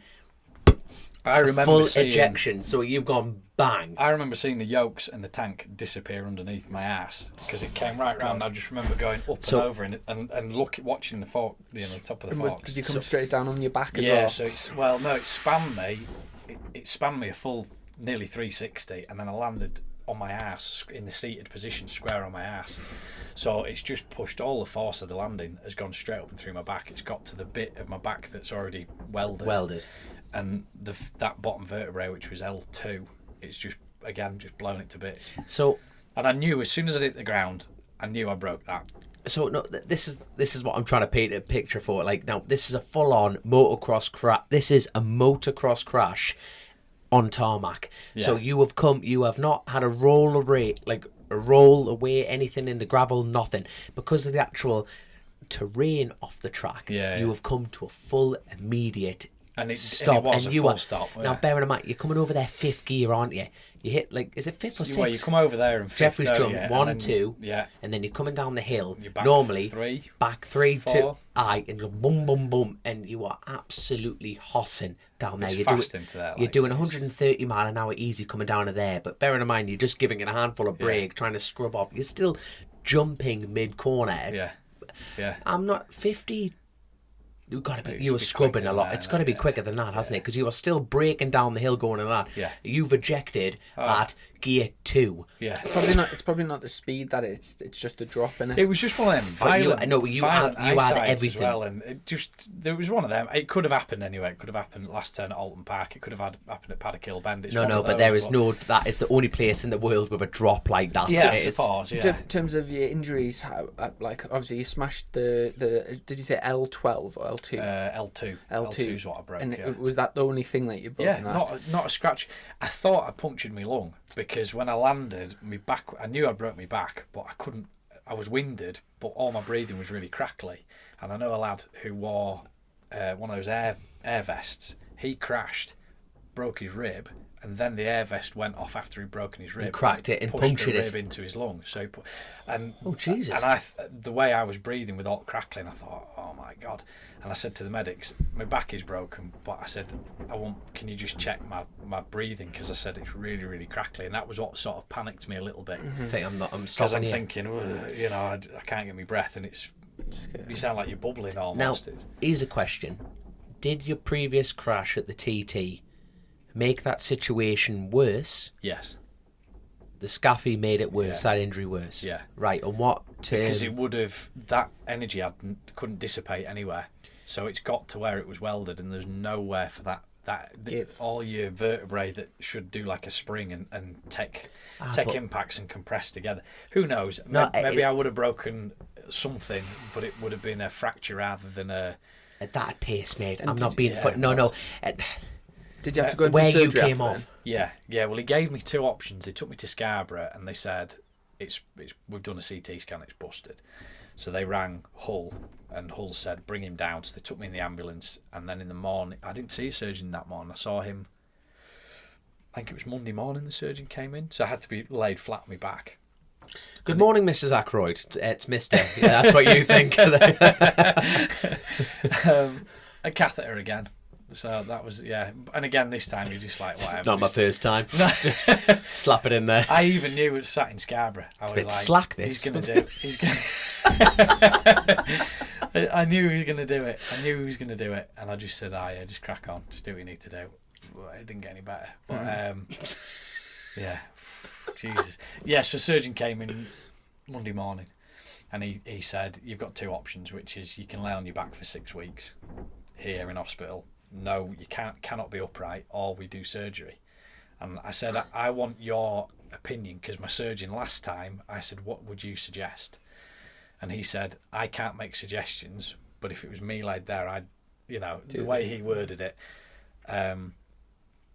this guy would not give me any guidance at all, which is fair enough. His professional dignity, I guess, was at stake. But as a human being, that's shit. But so thank you very much. How do you decide with no like, at least with his knowledge, he's got to. Well, his words to me were, if you lay flat on your back, then there is a risk that we have to do the surgery anyway.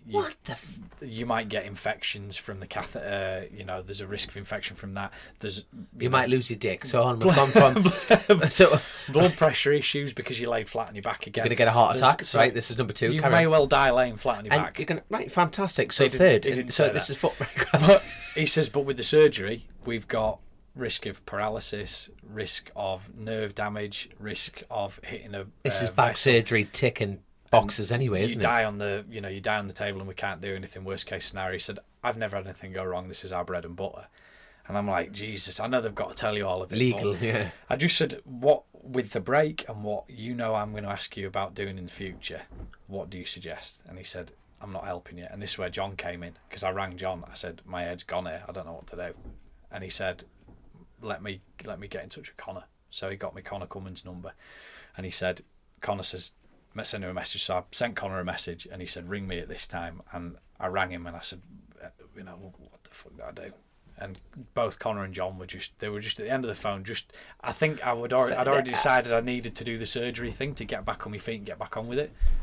But they were just there to help, reinforce it. Do you know what I mean? No, to be fair, they are credit to the sport. And they don't have to do that, do they? No, they don't have to do that. But the thing is, heaven forbid, if anyone goes through an injury like you, you're gonna, that kindness passes on, doesn't it? Yeah. I bloody hope you do anyway. 100%. It's mad how Dong flashes up on your phone. Fuck you after that. that Scarborough meeting to me just does not feel like long ago at all. What was it? No. 8 weeks, and we're Yeah. sat here and like it's not like you're doing star jumps, but you just sat here like Yeah. to think what you've been through in the last 8 weeks. I had.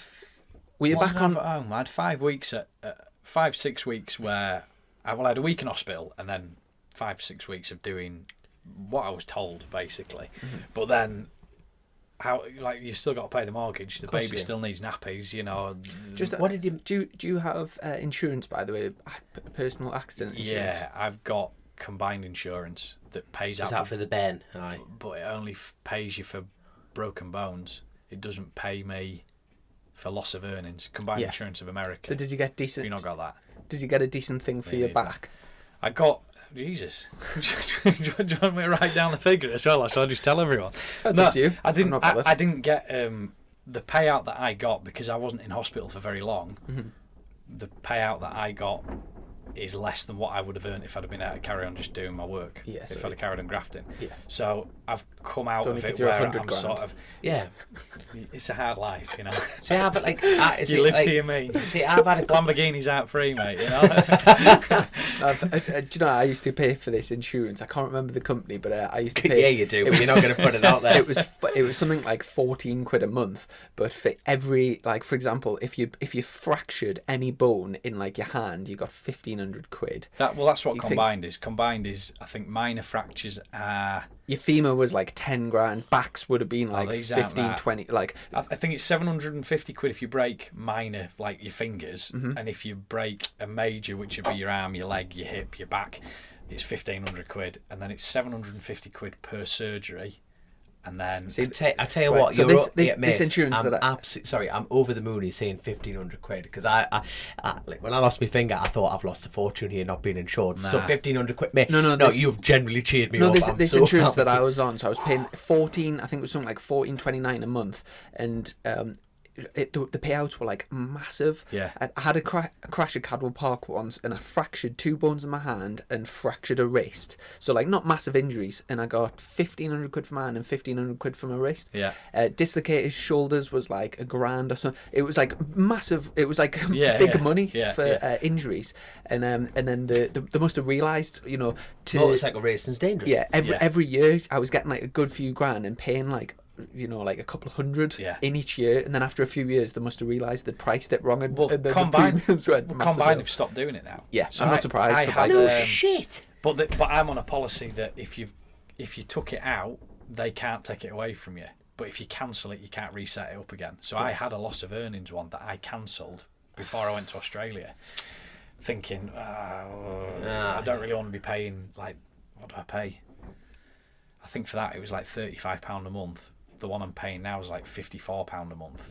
But In our industry, though, it's worth See, I paying don't a have bit. it. the I biggest don't- mistake I ever made was not because I spoke to them when they gave me my payout the first time round. I said, "What about loss of earnings?" And they said, "You had the policy for loss of earnings, Cancelled but it. you cancelled it." I said, "Can I set it up again?" And she said, "We don't offer that policy anymore." So the one I'm on now, I won't cancel it. I won't cancel it. But See, it's- I don't have anything like that. You see, I remember the firm's name, but yeah, you see, I had a few people who were within that company. They were getting injured and they weren't paying out at all, and then loads of hassle, loads of this, and I went, yeah. I have to be fair. Mine Combined, was- like I thought they were going to do me for a night in hospital because per night you're in hospital, but my paperwork had me down as being in 5 nights, and actually I was in 6 nights because one of the nights they didn't count was me travelling from Scarborough to Hull. I left at like 11:30 at night, and I got there at 1 a.m. Oh, for God's sake! So they it's got me as being admitted to Hull on a particular day. I thought they're going to have me over for that night, and they didn't. It was all my doctor filled everything out, and I got what what I would. yeah. What I'm you supposed to get. So, yes, yeah. You know, I can't complain. I've been able to cover my bills and sort of still. You've got a family to run, haven't you? You and the Jesus missus. Christ, What yeah. did your missus think of all this then? So, like, from the first crash to the second crash, it's a bit Yeah. like, well, you're still together, so she's obviously a strong woman to stay with you. Must So, put quite a strain on like Must, your Yeah, family massively, life. massively. Yeah. I mean, I've been with her 13 years. yes. And I remember saying to her when we first met, "Look, I ride bikes," and she came to Donington. There's two things I'm going to ride. Bike's one of them. Smooth operator, isn't it? I definitely wouldn't sleep with you if I was a lass. Not with Mate, if I was a lass, I wouldn't sleep with me either.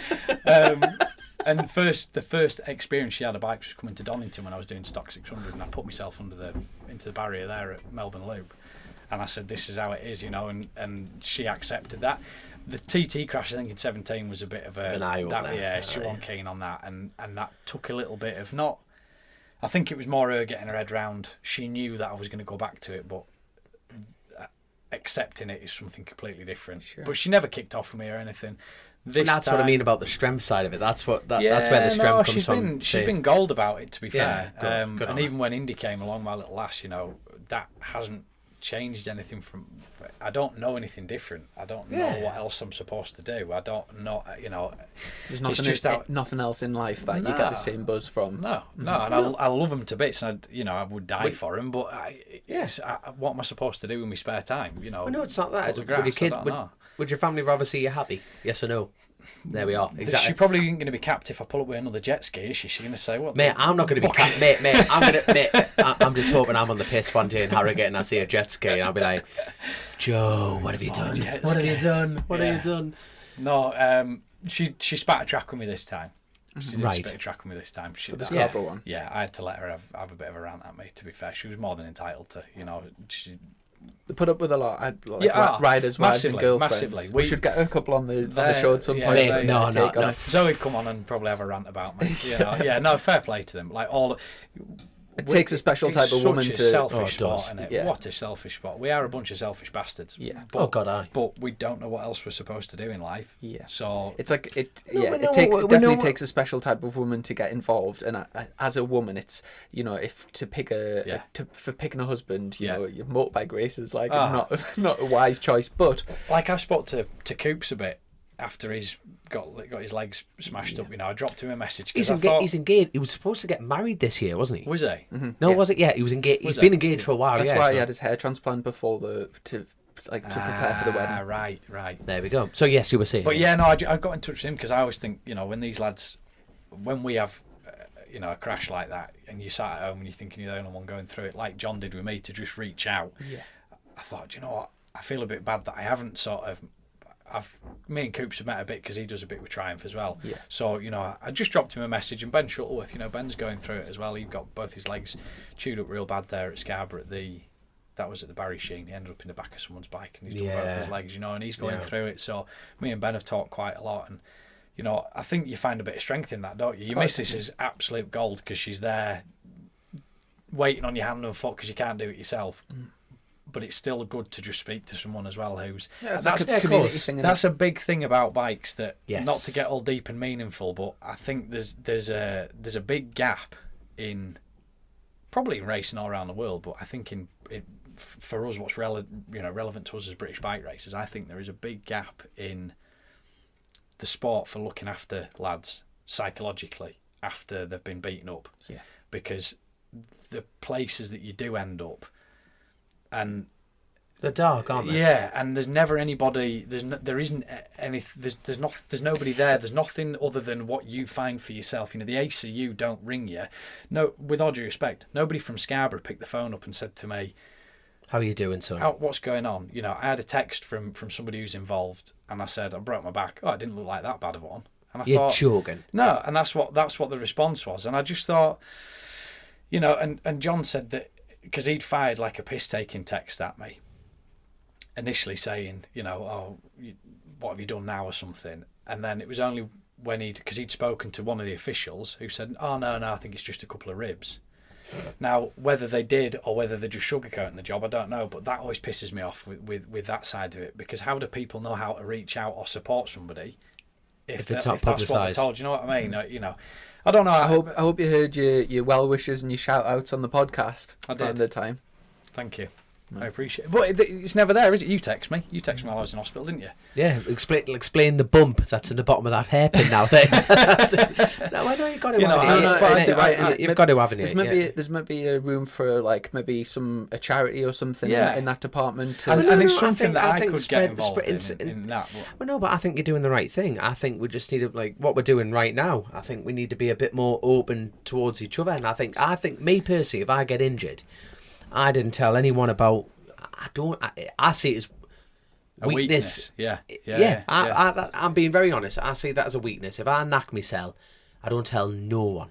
No. Because I don't want to turn up, people think I'm hiding behind an injury. Yeah. And then when I go out and beat them, the only person I'm trying to prove to yourself is to myself. And I don't like publicly doing that. But the great thing is people will be listening to this, mate, going, well, you look at the rock stars. We take the piss all the time, and we call them rock stars for a reason. That's who we all aspire to be. But you think Conor Cummins is reaching out to you, John McGuinness is reaching out to you, you and Richard Cooper are having chats. You're doing the right thing. But you're essentially a charity kit. You are a privateer, and you will always be a charity. But but what you're doing right here, instead of having such a label of going, I am speaking to so and so, like the last people. This is terrible to say, and this is so bad. But if I hurt myself, I never really thought to speak about the Simon Andrews one, and that's exactly what it's set up for. Yeah, it is. But it's so nice for you to actually refresh that. There'll be injured riders out there going, that's exactly what it's for, like you're saying with charity work, and this is what these chats are about. You know, they put. I didn't know about who I go to for hyperbaric when I did it the first time out. Who do I speak to? It's there, but how do you get in? Exactly. Yeah. So they said, oh well, if you go to the one at Leeds, just turn up and they'll contact us. We've dealt with it before. They know who we are. So that was brilliant. I never knew about Aidan Robinson. You guys have been seeing him, haven't you? Mm-hmm. Oh God, yeah. You know, I didn't know who to speak to. I've lost all my faith in the people you've worked with over the years. Because they just go, oh, you're a bike racer, you're a moron. You know, I mean, the guy at the NHS, when I walked in there, he just said, you need to just go away and mobilise in a pool. And I'm stood there with my mate who was training me, and he said, what do you want us to do? And I'll take him away and we'll go and do everything in a gym. And he said, just go and mobilise in a pool. That's all he said. And I remember just thinking, what is that? You're on your own, aren't you? You're on your own. That's a problem. You're on your own. You need passionate people around a passionate sport, and that's it. And Aidan, like for me personally, Aidan Robinson, if he said, Dominic, I'm going to chop your leg off and stick it to your side of your head, I'd be like, whatever you think, son. It's like your bike mechanic. You know, it's like Piggy saying to you, son, I've taken the back wheel out and put it in the front. You can, right? Knee bother. Yeah, and that's how he put it to me, because I'm so sceptical and untrusting of people because of these experiences. But you've got to see the right people. You have to see the right. And again, I don't think there's no community there to say to lads, right? Because I said to Ben, you need to go and see Aidan. You know, he is a bloke who understands what we're doing. There's no prejudice. He's not going to start lecturing on your life skills. He wants you to get back on the bike. And when you say low side, high side, understeer, this, understands everything. That's it. He's like, he's not, and that's the thing. He's so honest. He's like, I'm not a racer, but he has dealt with we're like project bunnies to him, and he loves it. Like he said to me, I'm not really interested in helping the guys that sat in offices. I want to help you guys that are smashed to pieces. I'm thinking, where the fuck were you 4 years ago? That's 3 years ago when I was in tatters. Do you know how you were hooked on the tramadol last time? Were you back on the tramadol or? No, he went straight to smack. Straight to smack. It just cocoa. I just find a vein and just. Is it cocoa? Didn't even need a belt anymore. No, it was. What did they give me now? They gave me liquid morphine. No, because that was bad as well. That's good stuff. That though. I do remember asking this time, what time do you bring the ketamine round? Because I was on ketamine last time when I was in hospital, and the lady in the hall said, no, we don't hand that out here.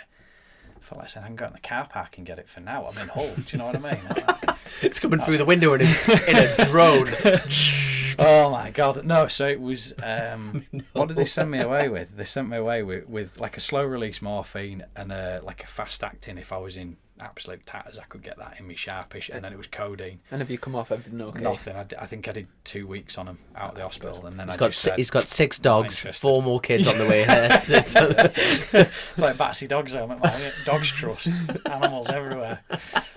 No, it's I've dealt. I think as well, because I've been through what I went through 3 years ago with this. I went and saw my surgeon on Wednesday last week, and his words to me, "You're doing too well."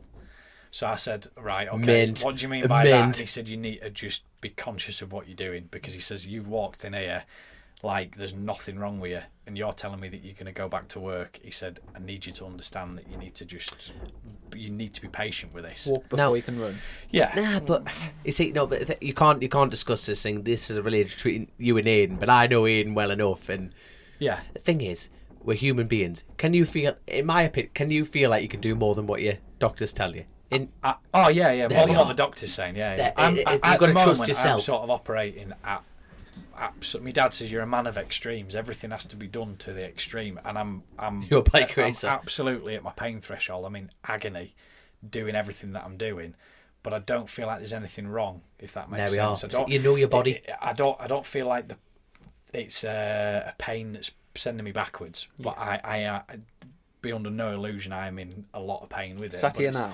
I'm not too bad sat here. I had to stand up earlier on, just have a, I have to move about. I have to keep moving, but I'm doing all right. And I think because I've been through that, I sort of know what I'm dealing with this time round. So I'm a little bit more relaxed about it all. Whereas before, it was a massive unknown, wasn't it? You're going, you broke your back. And I tell you what, we've today we're recording this on Sunday. It'll go out like probably next week or whatever. But today Dan Linfoot will be there by then, so it's fine. But you don't need to get him on. I've already told you. Yeah, it's stuff you've done. the 2020 MotoGP champion was crowned today.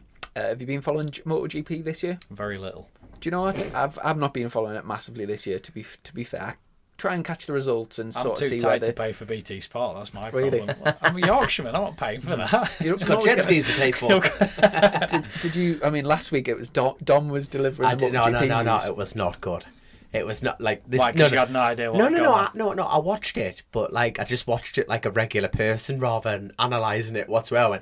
I went, right. I So-and-so. was laughing when it because I went back through and edited it, and there was a couple of times. It was a load of shite. No. A couple of times you went to make really valid points, but you didn't get the rest of the point out. So there was one point where you just said Kenny Roberts and then carried on talking about something else, and you were going to say Kenny Roberts Jr. was the last person to win on a Suzuki.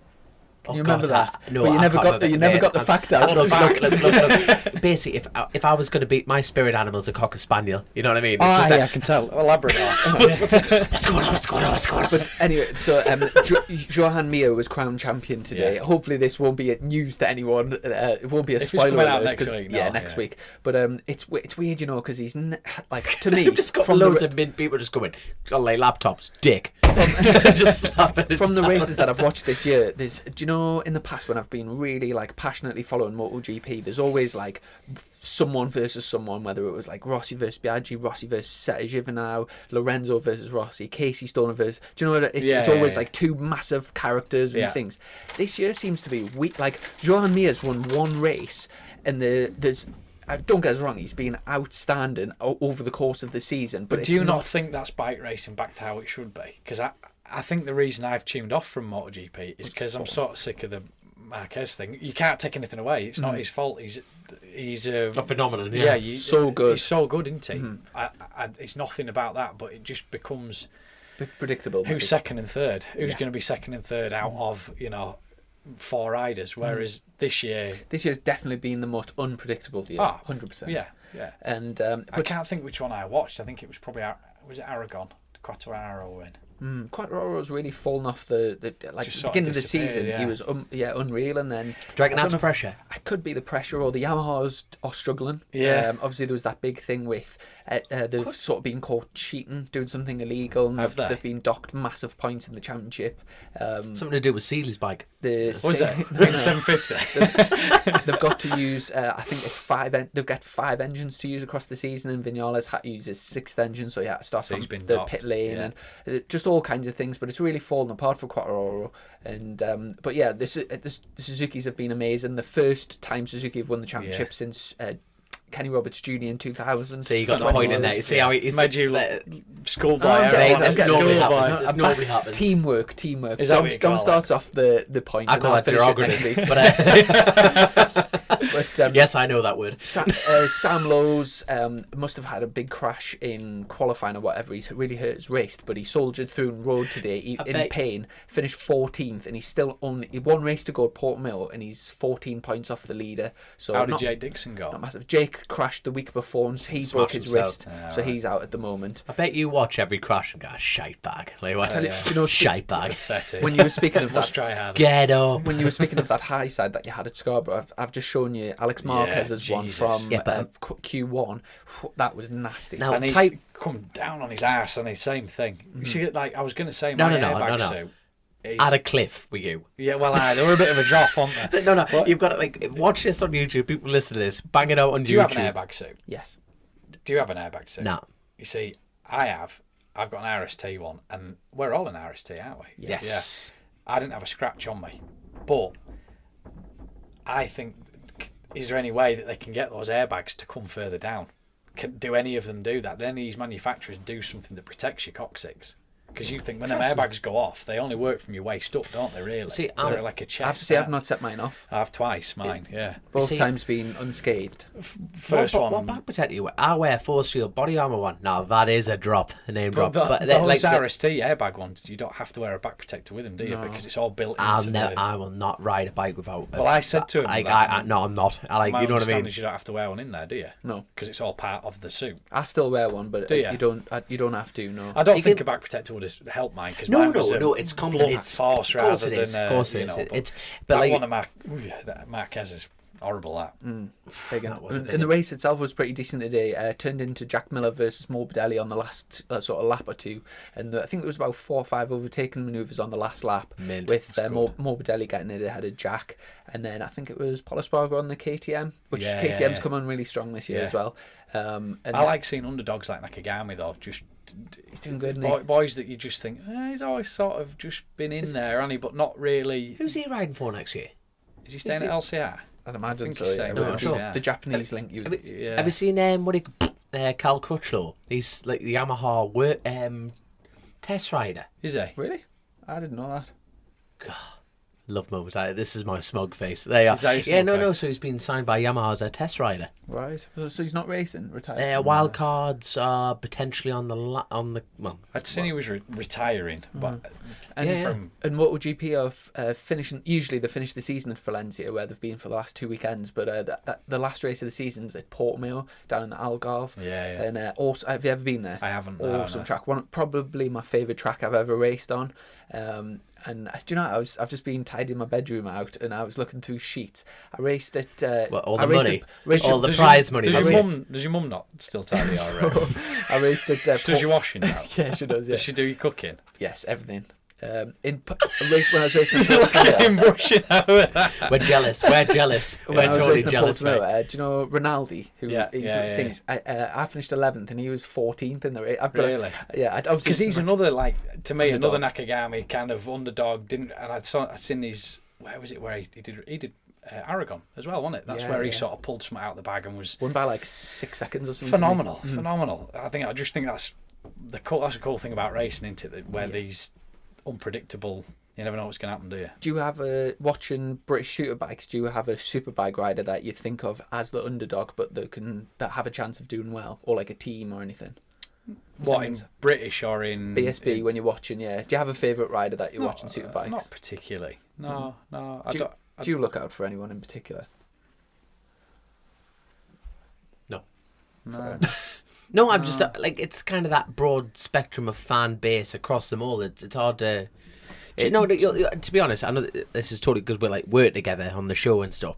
But the first time I've actually followed someone outside of my own sport is you. Obviously, grew up with my dad and watching him race, but it's the first time I've actually watched a track without watching the whole situation. Just focused on the rider type of thing. Going you know what I mean? It was just right. I would say I always check in to see how Billy's got on I will now. You and me have had a conversation. I'll check and see how you get That's on. what that's the thing. Taylor McKenzie's a good mate, so I always check and see how T-Mac got on. Yeah. And Have you seen Taylor's just had leg surgery? Knee I surgery? did, yeah. Successful? Yeah, Hopefully, thank God. I dropped him a text and he said he was got no pain, so it's sort of, Brilliant. It's the first time he's been able to straighten his leg all year as well. Yeah, so I think big thing. Step in the right direction. Yeah, by the way, lads, I'm just going to get me little dig out here against the racing world. Where have we gone wrong?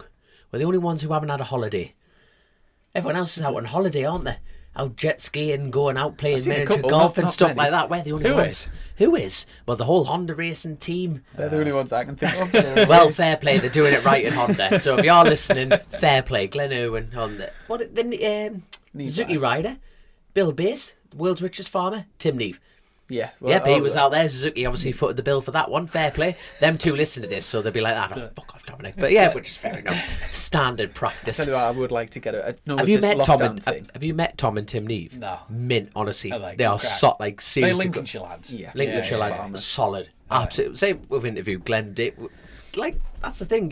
When you meet people, you just you get drawn to them in that way. And so everyone we've actually interviewed, it's just Been good crack. It has been good crack, hasn't it? So. And I tell you what, we've got a few other sort of housekeeping things for this podcast because over the last week or so, I've been working hard at getting various things organised. We've got some new merchandise coming out, which I think will be out by the time this gets on. You need to sign that lid before you go. We've also this lid is going to be going on eBay this week. So when this podcast's out, this lid will be on. So if you check our social media pages, I'll put the link on the YouTube video and stuff, but we're auctioning that off for Macmillan. Cool. So it's got some great signatures on that, and we've also got a competition running. Dom's got about 4 months ago. Go on, Dom. It's a print of who? Joe Ackroyd. You don't want that. Suspension failure going into. It's a mega print for people watching the YouTube video. Dom's just getting it out. the poster. God, from last year. There's a few. There's actually, I think that's only fair to say there's 2 giveaways here. I think we'll have to sort that out. I'm just giving up a lot more work there. This is just obviously everyone on the podcast listening to this going. It's just so this is Isle of Man TT picks. Absolutely awesome job. Where's that on the course? You should be able to tell. Balacry. Next one. Quarterbridge. Damn it, the man is good. I tell you what, how do I win the competition? That's an awesome picture, that, isn't it? But anyway, to win this, they are clear, aren't they? They are hellish. We've got a YouTube channel. It's like at Motorbike Pod on YouTube, and for your chance to win on this podcast, you just have to like the video and write "done" in the comments, and we'll pick 2 people at random. And bear in mind, we usually only get about 10-15 comments, so if you do bother going on and doing commenting and liking it, you've probably got a good chance of winning. Can I just put done 15 times? No, you're only allowed to enter once. Now, to be fair, this is really poor because not many people would want a poster of me, so that's we're not gonna. You've got to think about the product we're selling here, Chrissy. You know, it's not going to be very good, is it? But yeah, mega prints then. And we've also got Joe Ackroyd's going to throw a dog in. You know, one of his 6 dogs he's got at home. That's it. We've also got a newsletter coming out, which will be going. It's on our website. You can subscribe to it, but we'll get a mailing list sorted. And if you're interested, I think we're going to do it twice a month, and it's just going to be sort of random, interesting things. But if you want an email to drop into your like a bike racing email from Chasing the Racing with loads of cool stuff on twice a month, then you can subscribe to that. So that'll be all on our website, chasingtheracing.com.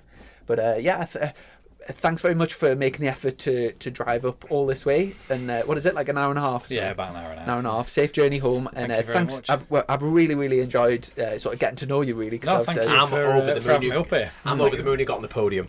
I'm so happy you got on the podium. Now, we're always like when I'm editing the videos, I always think of like it's either an innuendo from the podcast or something from the podcast that for like an eye-catching title. Can you think of anything? Not nothing that you'd want to write down because. Oh no, that's exactly what we're after. So on this show, I'll have a good. Think about it. Yeah, I'll have a good think of things. What's that operation called? The thing up your japs? The catheter. The catheter. How can you not remember that? I've never heard of it. You need to have one done. Then you won't forget. Next time on Chasing the Racing. But no, I think that's everything from us. Honestly, I don't want him to go. Massive thank you to our patrons and to our sponsor Colchester Kawasaki. And when I take it, you won't be out on a bike for quite a while. with the winter? Are you going to work? Yeah, we'll have our usual Triumph trips to launch bikes, but If you ever need spare riders, just give us a... Damn it, I'm gutted you got in there first, because they're all going to pick you well over me, aren't they? You know what I mean? Damn it. No, that'll be the first time, and then hopefully we can, well, depending on what happens next year. Are you continuing other people's bikes? Yeah, Are you continuing that for next year? Yeah, with Miss Loads here, you're also going to ride plan for next year is that everything that was going to happen this year will happen next year. So the Team Classic Suzuki Superbike rider. Superbike will still be there for the TT, and the People's Bike will still be there for doing the Southern. That's an awesome looking bike, by the way. That's classic. That classic Suzuki's are something. A beautiful looking Is that linked bike. with York Suzuki? No, nothing to do with it. Totally different outfits, aren't they? Yeah. So the Team Classic Suzuki is Steve Wheatman and Nathan Columbi. Nathan builds the bikes, phenomenal bike builder and engine builder. And Steve owns the bikes, and I have no knowledge of what their Team York Suzuki thing is. I don't know where. I think they just run the same livery because it's got that kind of modern but vintage look to it, look. So they all run the same similar colours. I was just about to say, if you're looking for a teammate, I'm looking for a ride, but you've actually already got a teammate, haven't you, for that? I believe Tom Whedon. That's it. Yeah, yes. and that'll all. As far as I know, I mean, I haven't heard anything different. Well, if you want to put a nudge in for me, that would be awesome. I'll have a word. I mean, It's nothing like trying to steal someone's ride live on Oh, no. He could be stealing other things from Tom, couldn't you? So there you go. But does he listen? No, probably not. But no, if you are listening, Tom, it's fair game. So, but yeah. No, we'll see what happens. Well, that's the plan for Well, next all year. the best. Have a lovely Thank you very Christmas much, and and- off season, and Yeah. we'll catch up in 2021 at some point. Spot on. Thanks very Thanks much. very lads. much, mate. Cheers, mate. Ta-ra. Click, buy, deliver with the two-time Motorcycle News Dealer of the Year, Colchester, Kawasaki. Proud sponsors of Chasing the Racing.